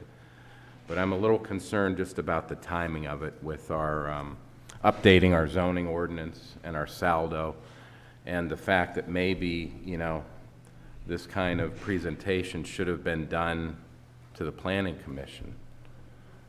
So I'm just a little concerned with the timing of this. Mr. Willett, anything like that? No, I would echo Mr. Bach's comments, and I also believe that, you know, this does appear to be a sound project. I certainly hear what the residents have had to say about it, and I will take that into consideration on the vote. Well, gentlemen, with that, the only options we have this morning are to vote yes or no, or we could move to table the decision to a later date. So Please, Mr. Chairman, can I just speak one? Ms. Benny, I don't mean to be rude, but we allowed about 10 minutes of time. It won't even be 2 minutes, please. 2 minutes, Ms. Benny. It's in regard to your question.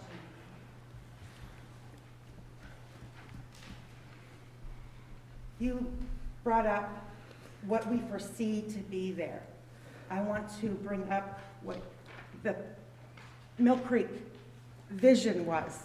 Okay. On that vision, it has our property as public recreation or conservation on your plan. All right, I want to clarify that, because I wrote that plan, and I wrote those exact words on there. It's conservation development, which is for moderate density residential with the intention of preservation of open space. So that is what that means. The property itself is highlighted in green. Right, as a conservation district, as a conservation development district, yes. I'm also asking the board, before you say yes to this, require the airport to give you this letter that is current and states that they have followed all the guidelines through the FAA.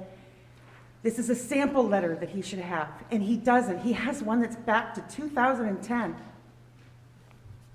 I want to know where the money's going. This property was purchased in '93, finding out that it was never purchased.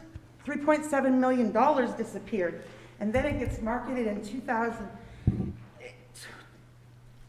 I ask you, I beg you to say no to this plan. The FAA will be here, and they will need to purchase this property from him, and it's going to cost them a lot more. Thank you, Ms. Benny. All right, is there a motion regarding this rezoning request? Or is there anything else Mr. Puzz or Mr. Shaw would like to add before I call for a vote? My only comment would be with respect to the options, just ensuring with Mr. Puzz that if it's decided to table, that, you know, the time period won't run until the next meeting. Just making sure that we're okay with the time period there. I don't know if there is one that applies to zonings as opposed to developments, but just wanted to make sure it didn't inadvertently pass if there is a deadline. That's all I have. Thank you, Mr. Shaw. Mr. Puzz, anything else to add? I have no additional comments. Okay, so if a decision is tabled for a zoning, there's no automatic approval if we don't act on it at a certain time.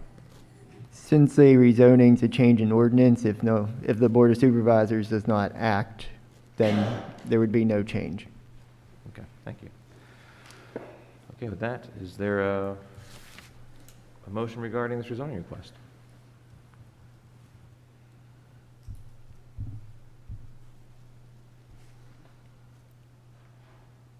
Mr. Chairman, I'll make a motion to table this request at this time. If we do that, we will have to, but we have to be appropriate to re-advertise when the vote will take place. Do you have a recommendation or a suggestion for how long the table is for? Till the next meeting, or 2 meetings, 3 meetings? What are you suggesting, Mr. Olet?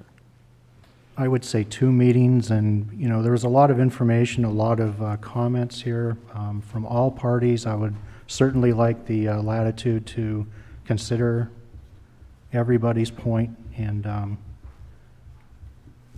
set the time frame for 2 meetings from now. I'm not sure what the date would be.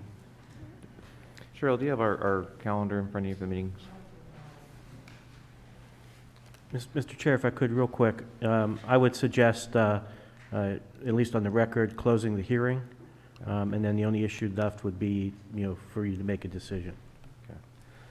Before we close the hearing officially, is there anyone else who would like to address the board? Okay, with that, we will close the hearing.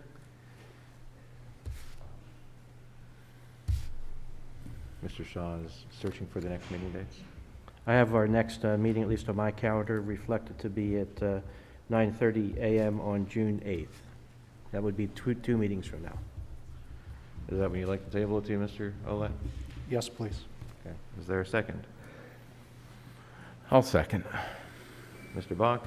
I vote yes. Mr. Olet? I vote yes. And I vote yes. So, what was that date again, Mr. Shaw? June 8th at 9:30. June 8th, in this room at 9:30 is when we will take up the vote on this matter. Thank you all for coming in and participating. Yes, thank you. I guess we still have more meetings, don't we? Yes, we do. All right.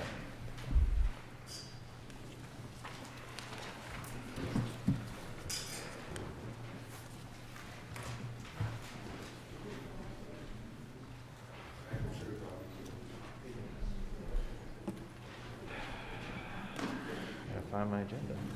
All right. Next item on the agenda is another rezoning request. I understand Mr. Giuliano is withdrawing, but we will still have a public hearing if anyone cares to comment. Property located at 1426 Powell Avenue, now zoned R1, single-family residential, asking for a property to be classified as R2 low-density residential.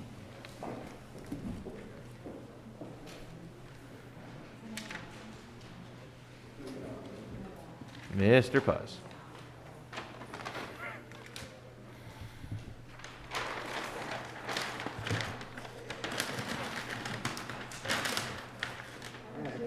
Take your time. Yes. At the regular meeting on April 6, 2021, the Planning Commission voted 7-0 to recommend denial of the proposed rezoning located at 1426 Powell Avenue from R1 single-family residential to R2 low-density residential. Thank you, Mr. Giuliano. Would you care to make a statement about this request? Yeah, Mr. Chairman, thank you. At the Planning Commission meeting, we heard the neighbors, and we feel that we're going to leave that zoning the way it is. We wanted to withdraw our application. We heard them, and we're going to withdraw. Okay, thank you. So the property owner has requested to withdraw the request, but we will still have a public hearing. Does anyone from the public care to address this issue or share your comments or concerns with the board regarding this rezoning request?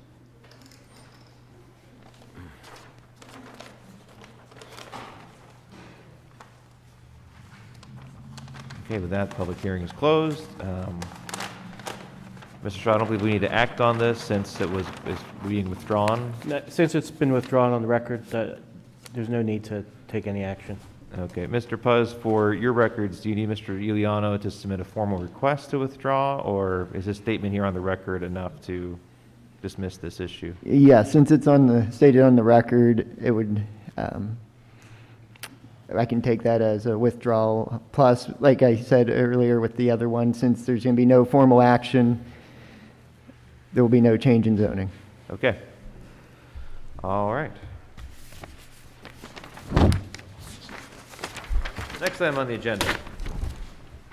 Our next public hearing is on the adoption of the official map of Mill Creek Township, proposed ordinance 2021-5, an ordinance of the Township of Mill Creek, Erie County, Pennsylvania, establishing and adopting an official map of the whole of the township pursuant to municipalities planning code and amending the township code to create a new chapter 124 entitled Official Map. And I just want to note for those in attendance that today is the public hearing. The supervisors will not be acting on adopting the ordinance until our May 25th meeting at 7 p.m. So we do want to hear public comments, and we'll give ourselves a few weeks to consider those before taking a final action. Mr. Puz, I believe you have a brief presentation you'd like to share with us before we open up for public comment. Yes.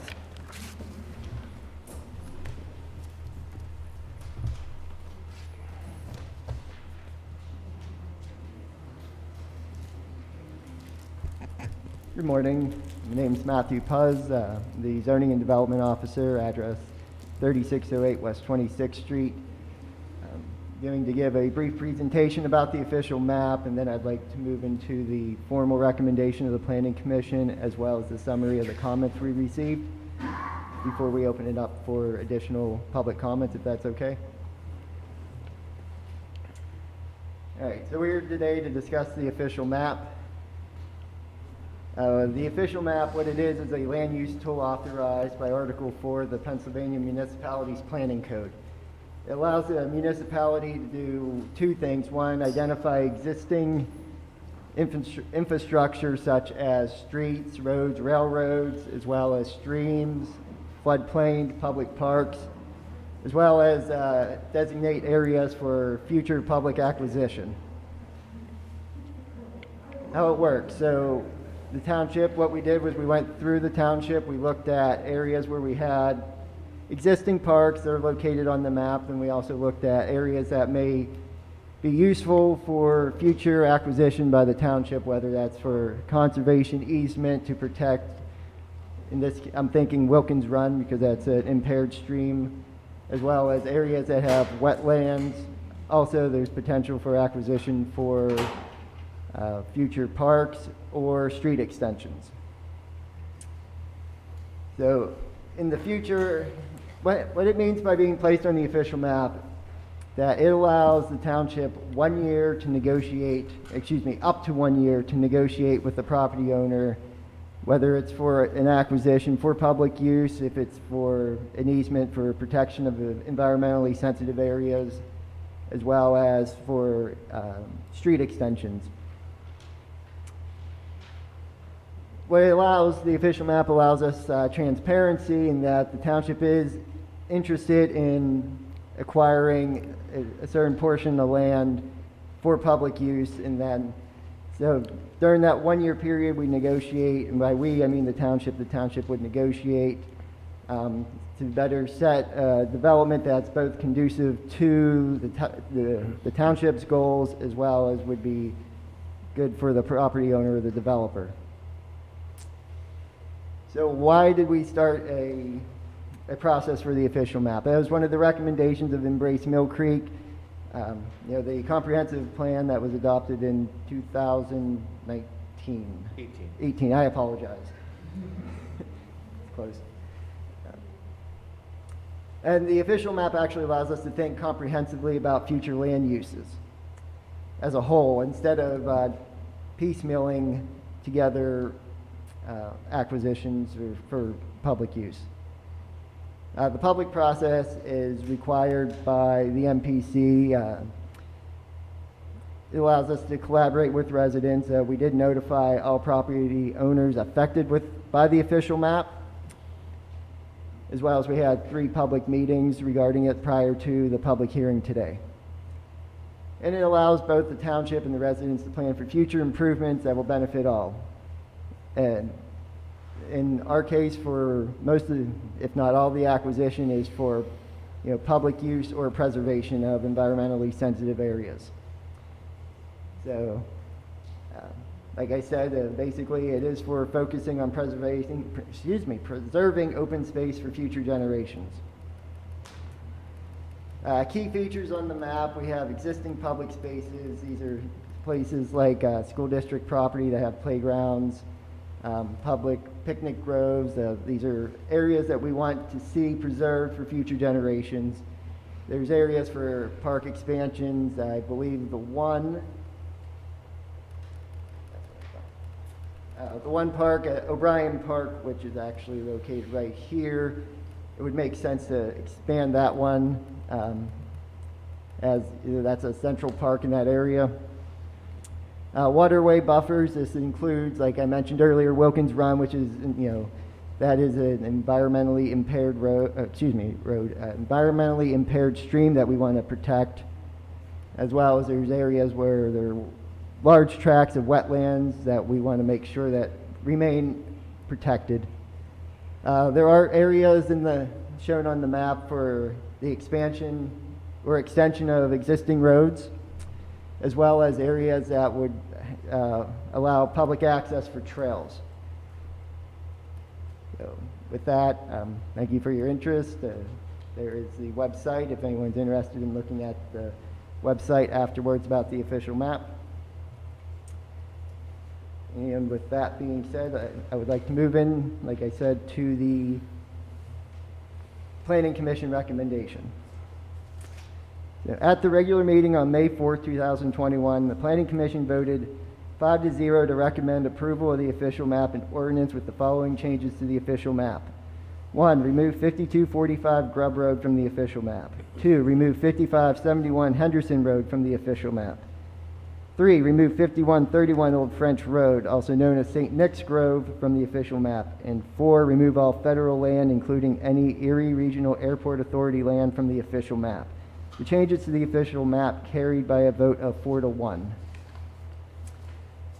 So I'm sorry, Matt, so there was first a vote for recommending amendment, and then a second vote to pass that recommendation on to us, is that what? Correct, yeah. There was a recommendation to make the changes, which was approved 4-1, and then the actual final recommendation of the official map to the Board of Supervisors was 5-0. Understood, thank you. And then, like you said, I'm going to summarize the public comments. The comment period for the official map was open for 45 days, beginning March 24th, 2021, and closing May 7th, 2021. There were 96 letters sent to affected property owners on February 8th, 2021. Approximately 60 phone calls were received by our office regarding the official map, as well as several in-person meetings scheduled during that time period from February 8th to May 7th. There were 3 public meetings held during the time frame of February 8th and May 7th. An open house meeting from 5 p.m. to 7 p.m. on March 11, 2021, which was the official unveiling of the official map to the public, and 2 planning commission meetings held on April 6th and May 4th, 2021. All comments received at all 3 of those meetings were followed up with written comments that were submitted to our office. So everyone who made a comment at those meetings submitted one in writing as well. Our office received a total of 20 written comments regarding 31 properties in the township. This includes 1 comment submitted by the Mill Creek Township School District for 11 properties and 1 comment submitted by the Erie Regional Airport Authority for 8 properties. The comments generally consisted with affected property owners requesting their properties be removed from the official map. 1 comment received questioned the terminology of waterways. It would be our recommendation to consider changing the term waterways as presented on the map to existing water courses to be consistent with the municipality's planning code. And I also did provide all the written copies to the board as well. The Planning Commission recommended removing 11 properties from the official map. Again, those would be 5245 Grub Road, 5571 Henderson Road, 5131 Old French Road, and all 8 properties owned by the federal government, which are the airport's properties.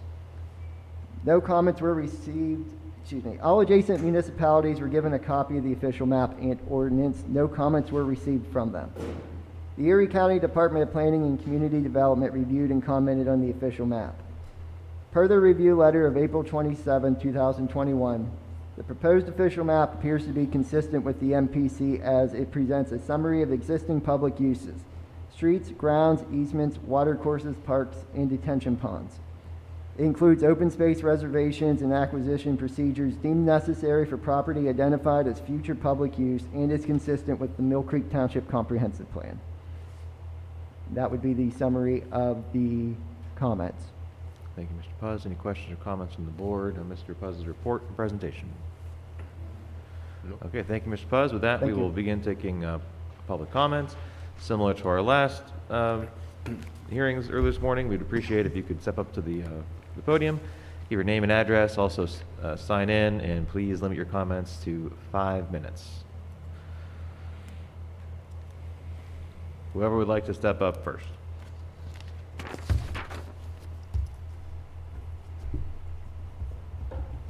Good morning. Chairman Morgan, Mr. Olet, Mr. Bach, Mr. Puzz, Secretary Williams, Mill Creek Township employees, and interested residents. I'm Richard Kerner, President of St. Nicholas Church at 1123 East Avenue in Erie, Pennsylvania. And you have received the letter, the formal response. We appreciate the transparency that all of you have given us throughout this process. We've attended all the meetings on behalf of St. Nicholas Church. So without really going into a lot of restating what's been stated before, I would just like to say that on behalf of St. Nicholas Church, the owner of St. Nick's Grove, we ask that you remove its property on Old French Road from placement on the proposed official map. And such a decision and action would be consistent with the formal vote and recommendation of the Mill Creek Township Planning Commissioners at its meeting on May 4th, 2021. Thank you. Thank you. Thank you. Would anyone else care to address the board this morning regarding the official map?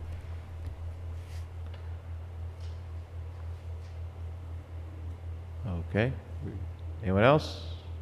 Going twice. 3 times. All right. Well, with that, we will close the public hearing. Gentlemen, I think we had advertised we'd be voting on this on May 25th, 2021 at 7 p.m. Okay. Thank you, Mr. Puzz. Thank you, everyone in attendance. Appreciate the input.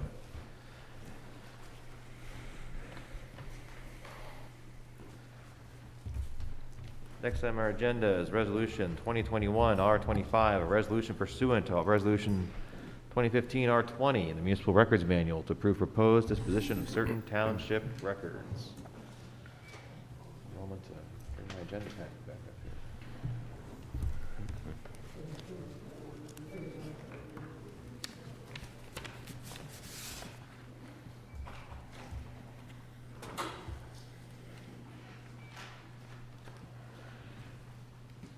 Gentlemen, this is a routine authorization from this board. Today's request is from the MPD. They request approval to delete dash cam videos that reach their required detention period between the dates of May 12th to May 25th. Any questions or comments from the board? Is there a motion to approve Resolution 2021 R25? I'll make that motion, John. Is there a second? I'll second. Mr. Bach? Vote yes. Mr. Olet? I vote yes. And I vote yes. Next item is Resolution 2021 R26, a resolution to assess the cost of street lighting upon various properties abutting streets in various subdivisions within the township of Mill Creek. Mr. Zakrzewski. Yes, we've finally gotten the rate information we require to complete the calculation of streetlight assessments from Penelec early this week. And those are plugged into the program to calculate the various rates. There are a variety of street lights in terms of wattages, so there's different costs. All those are used in the calculation of the street light assessment, along with the distribution cost, the electricity cost. So there's a slight increase in the overall rate structure for 2021. And it's my recommendation that we approve the streetlight assessment rate request as presented.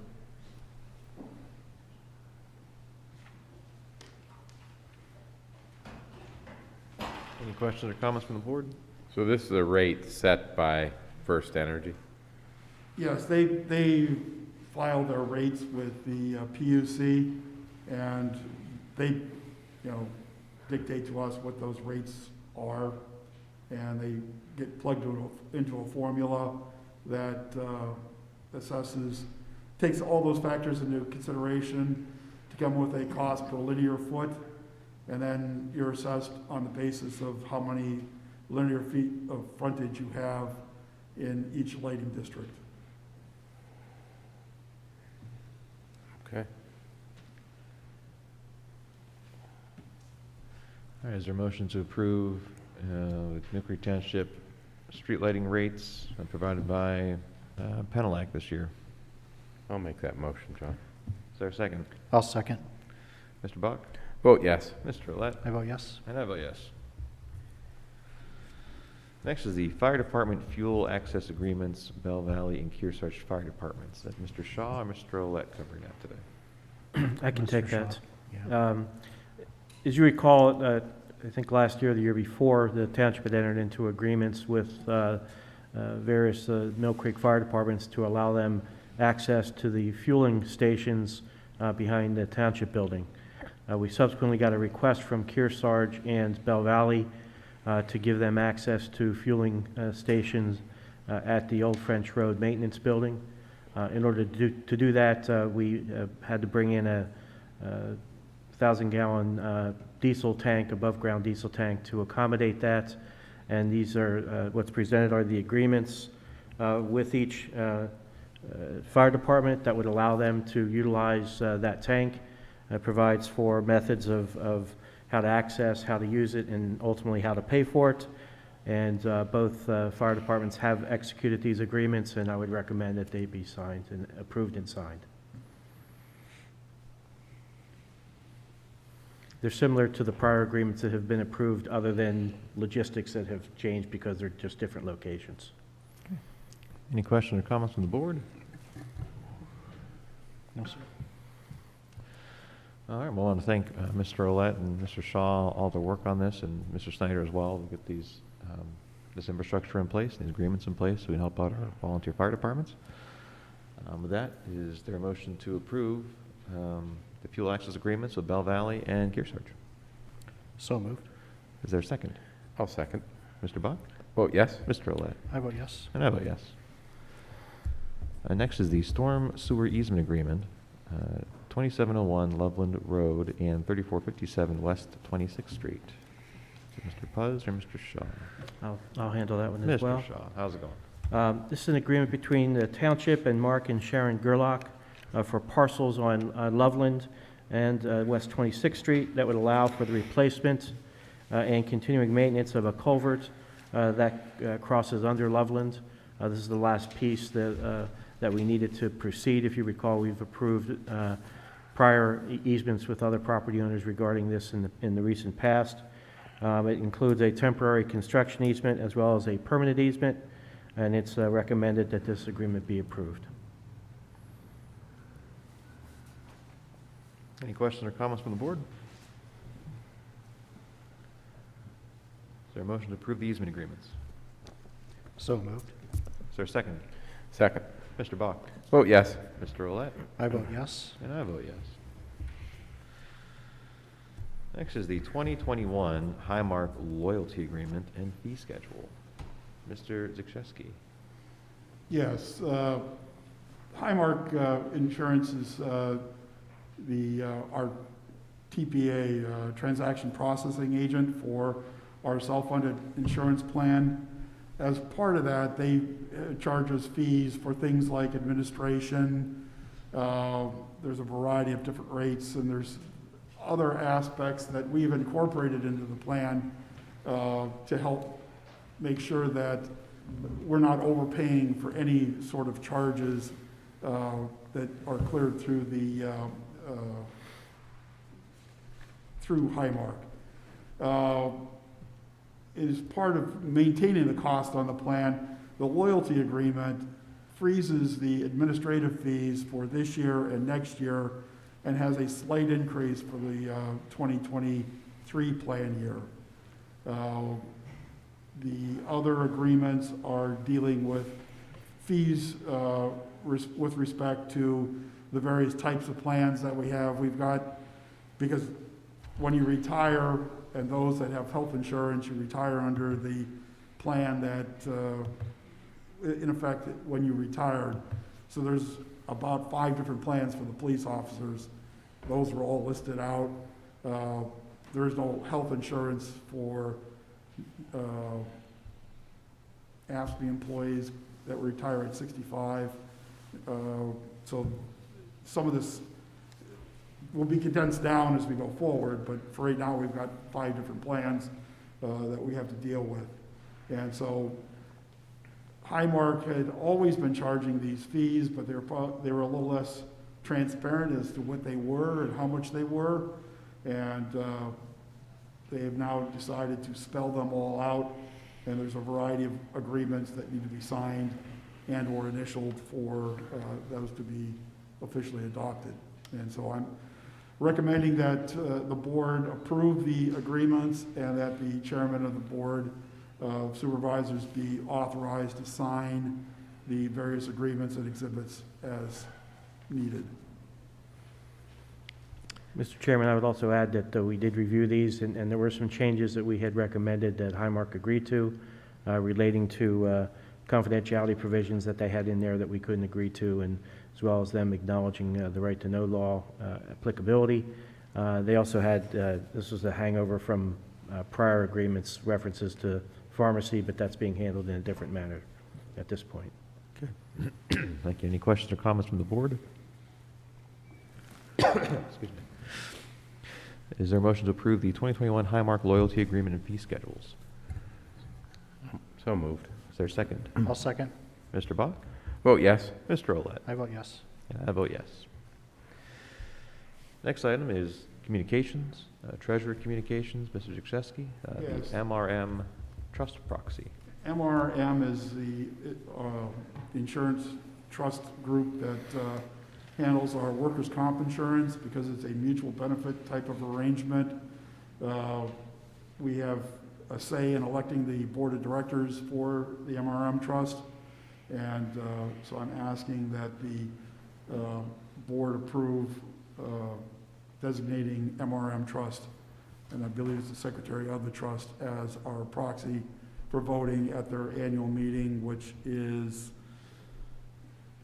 I think it's in June. It's coming up soon. I think there's 3 directors up for election. Is there any questions or comments on the proxy? Is there a motion to approve the proxy? I'll make that motion. Is there a second? I'll second. Mr. Bach? Vote yes. Mr. Olet? Vote yes. And I vote yes. And then one other thing, just very briefly. Nope, can't.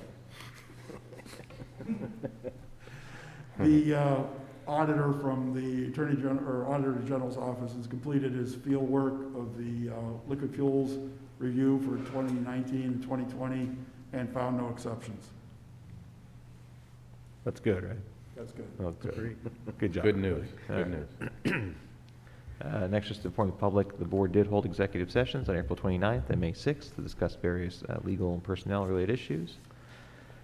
Solicitor Communications, Mr. Shaw, anything for us today? Yes, I do. A late edition, and I apologize for it coming in late, but we need to have the board approve a license agreement between the township and Prism Glass Recycling to allow them to participate in a recycling event that the township is sponsoring at the Mill Fair recycling location.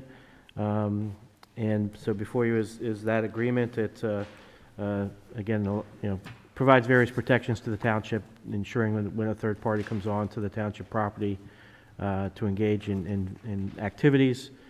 So we would recommend that this license agreement be executed. The Prism has signed the agreement as of this morning. So before you is the unsigned one. We'll bring the signed one to you for execution if you approve it.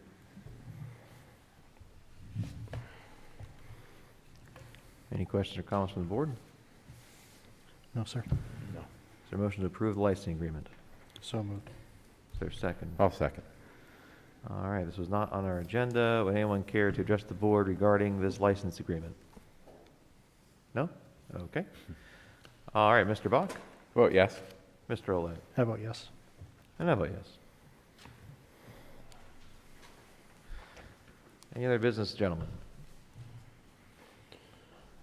No, not on this end. Okay, I have one item. Yesterday, Senator Toomey's office provided us via email the interim final rule guidance on the American Recovery Plan dollars that Mill Creek Township will be receiving. I think as you're aware, preliminarily we're estimated to receive about $6.5 million in aid from that stimulus package. Those funds are to be distributed to the municipalities directly in June.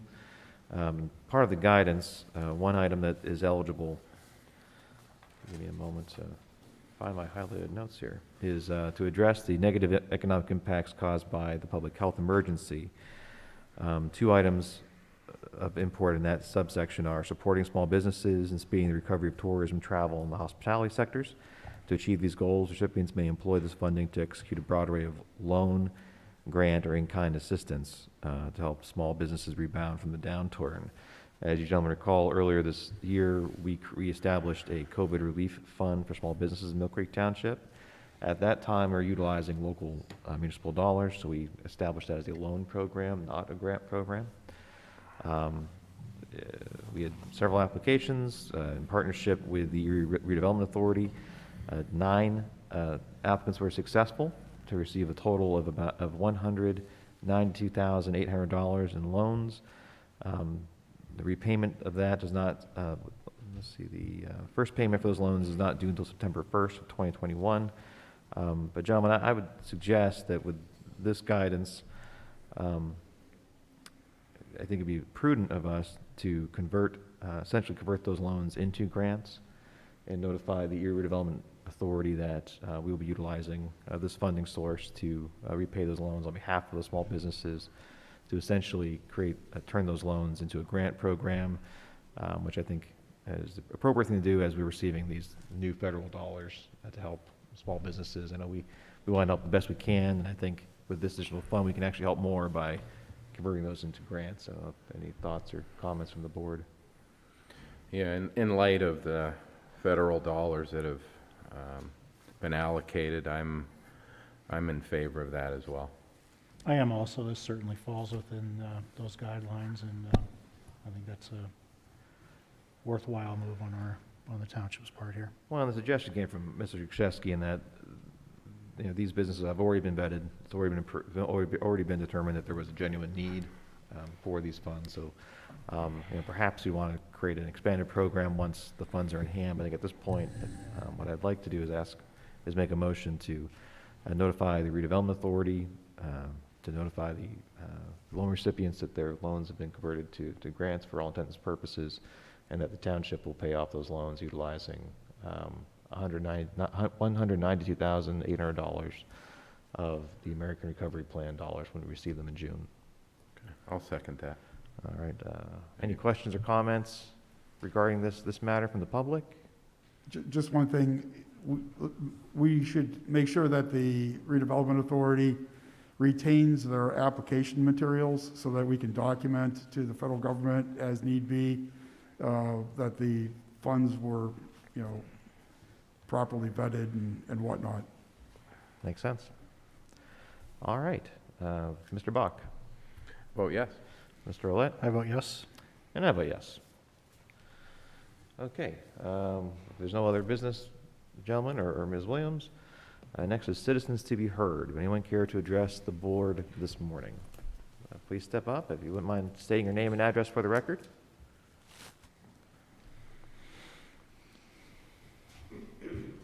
My name is Kathy Umpleby. I live with my husband Bob at 2916 Broadlawn Drive. And I'm so happy to be a retired board secretary of 29 years, because sitting through meetings like this is something else. But I want for you to know that you've had quite a crowd here, and my husband and I are no less passionate about what our singular problem is that they are. I have a copy of this document for all of you. As well, I'd like it put into the record also, please. On April 13th, 2021, I spoke to this board regarding a building line variance for the front of our property. The letter was submitted to each of you and is on file with the board secretary. I would like to remind this board that we have been dealing with this issue since November 2020. It's now 6 months. On April 30th, 2021, we were granted a meeting with the solicitor, the assistant solicitor, and director of planning and development. Since you were unable or unwilling to attend the meeting, I would like to bring you up to speed. The solicitor indicated that the only way we would be able to add a covered front porch to our property is if we contacted approximately 56 homeowners in our subdivision and asked them to sign a letter in the presence of a notary indicating that they agree with lifting the front yard building line on all properties in the subdivision. We would need to secure 100% of the 56 homeowners' signatures. This mandate is unrealistic. Why would anyone put themselves out to go to the township building to sign such a mandate for people they don't even know? Additionally, we are aware of at least 2 homeowners who are homebound and unable to go to the township to have their signatures notarized. In these cases, we need to employ a notary to go to their homes with us. Our immediate neighbors are not in any way opposed to this. With there being many blighted and unkept properties in Mill Creek Township, we are surprised by your thus far reluctance to not only help us make our home better, but also our entire neighborhood. The township's planning and development webpage states, and I quote, "Increase community livability and quality of life, encourage development, and strengthen community dialogue." This is exactly what we're attempting to do. We would like to present another scenario. What if we sent a registered return receipt letter to each homeowner explaining that we want to extend our front yard building line 6 feet to build a covered porch? We would indicate in our letter that this has no bearing on their property. If they were opposed, they could send a registered letter or appear at an already scheduled Township Supervisors Meeting to voice their opposition. Then, if no one sends a letter or appears before the board, and we had signed receipts from all homeowners, would we then be able to build a porch? If this is not agreeable to the solicitor and supervisors, we will put our plans on hold for 1 year from now and would expect that in the coming year, the supervisors would commit to finding a way to amend this building line situation that would allow for law-abiding citizens like us to build and make our neighborhoods more appealing. Mr. Morgan, we know you are up for re-election this year. Perhaps this is a good item for your platform, for us and for others. As mentioned at the last meeting, we believe other homeowners have violated the ordinance without repercussions. The appearance is that you care about the ordinance when a law-abiding homeowner is trying to do things the right way, but not so much when someone violates it without asking. The perceived message to the property owners is that if the board does not know about it before it's done, then it's okay.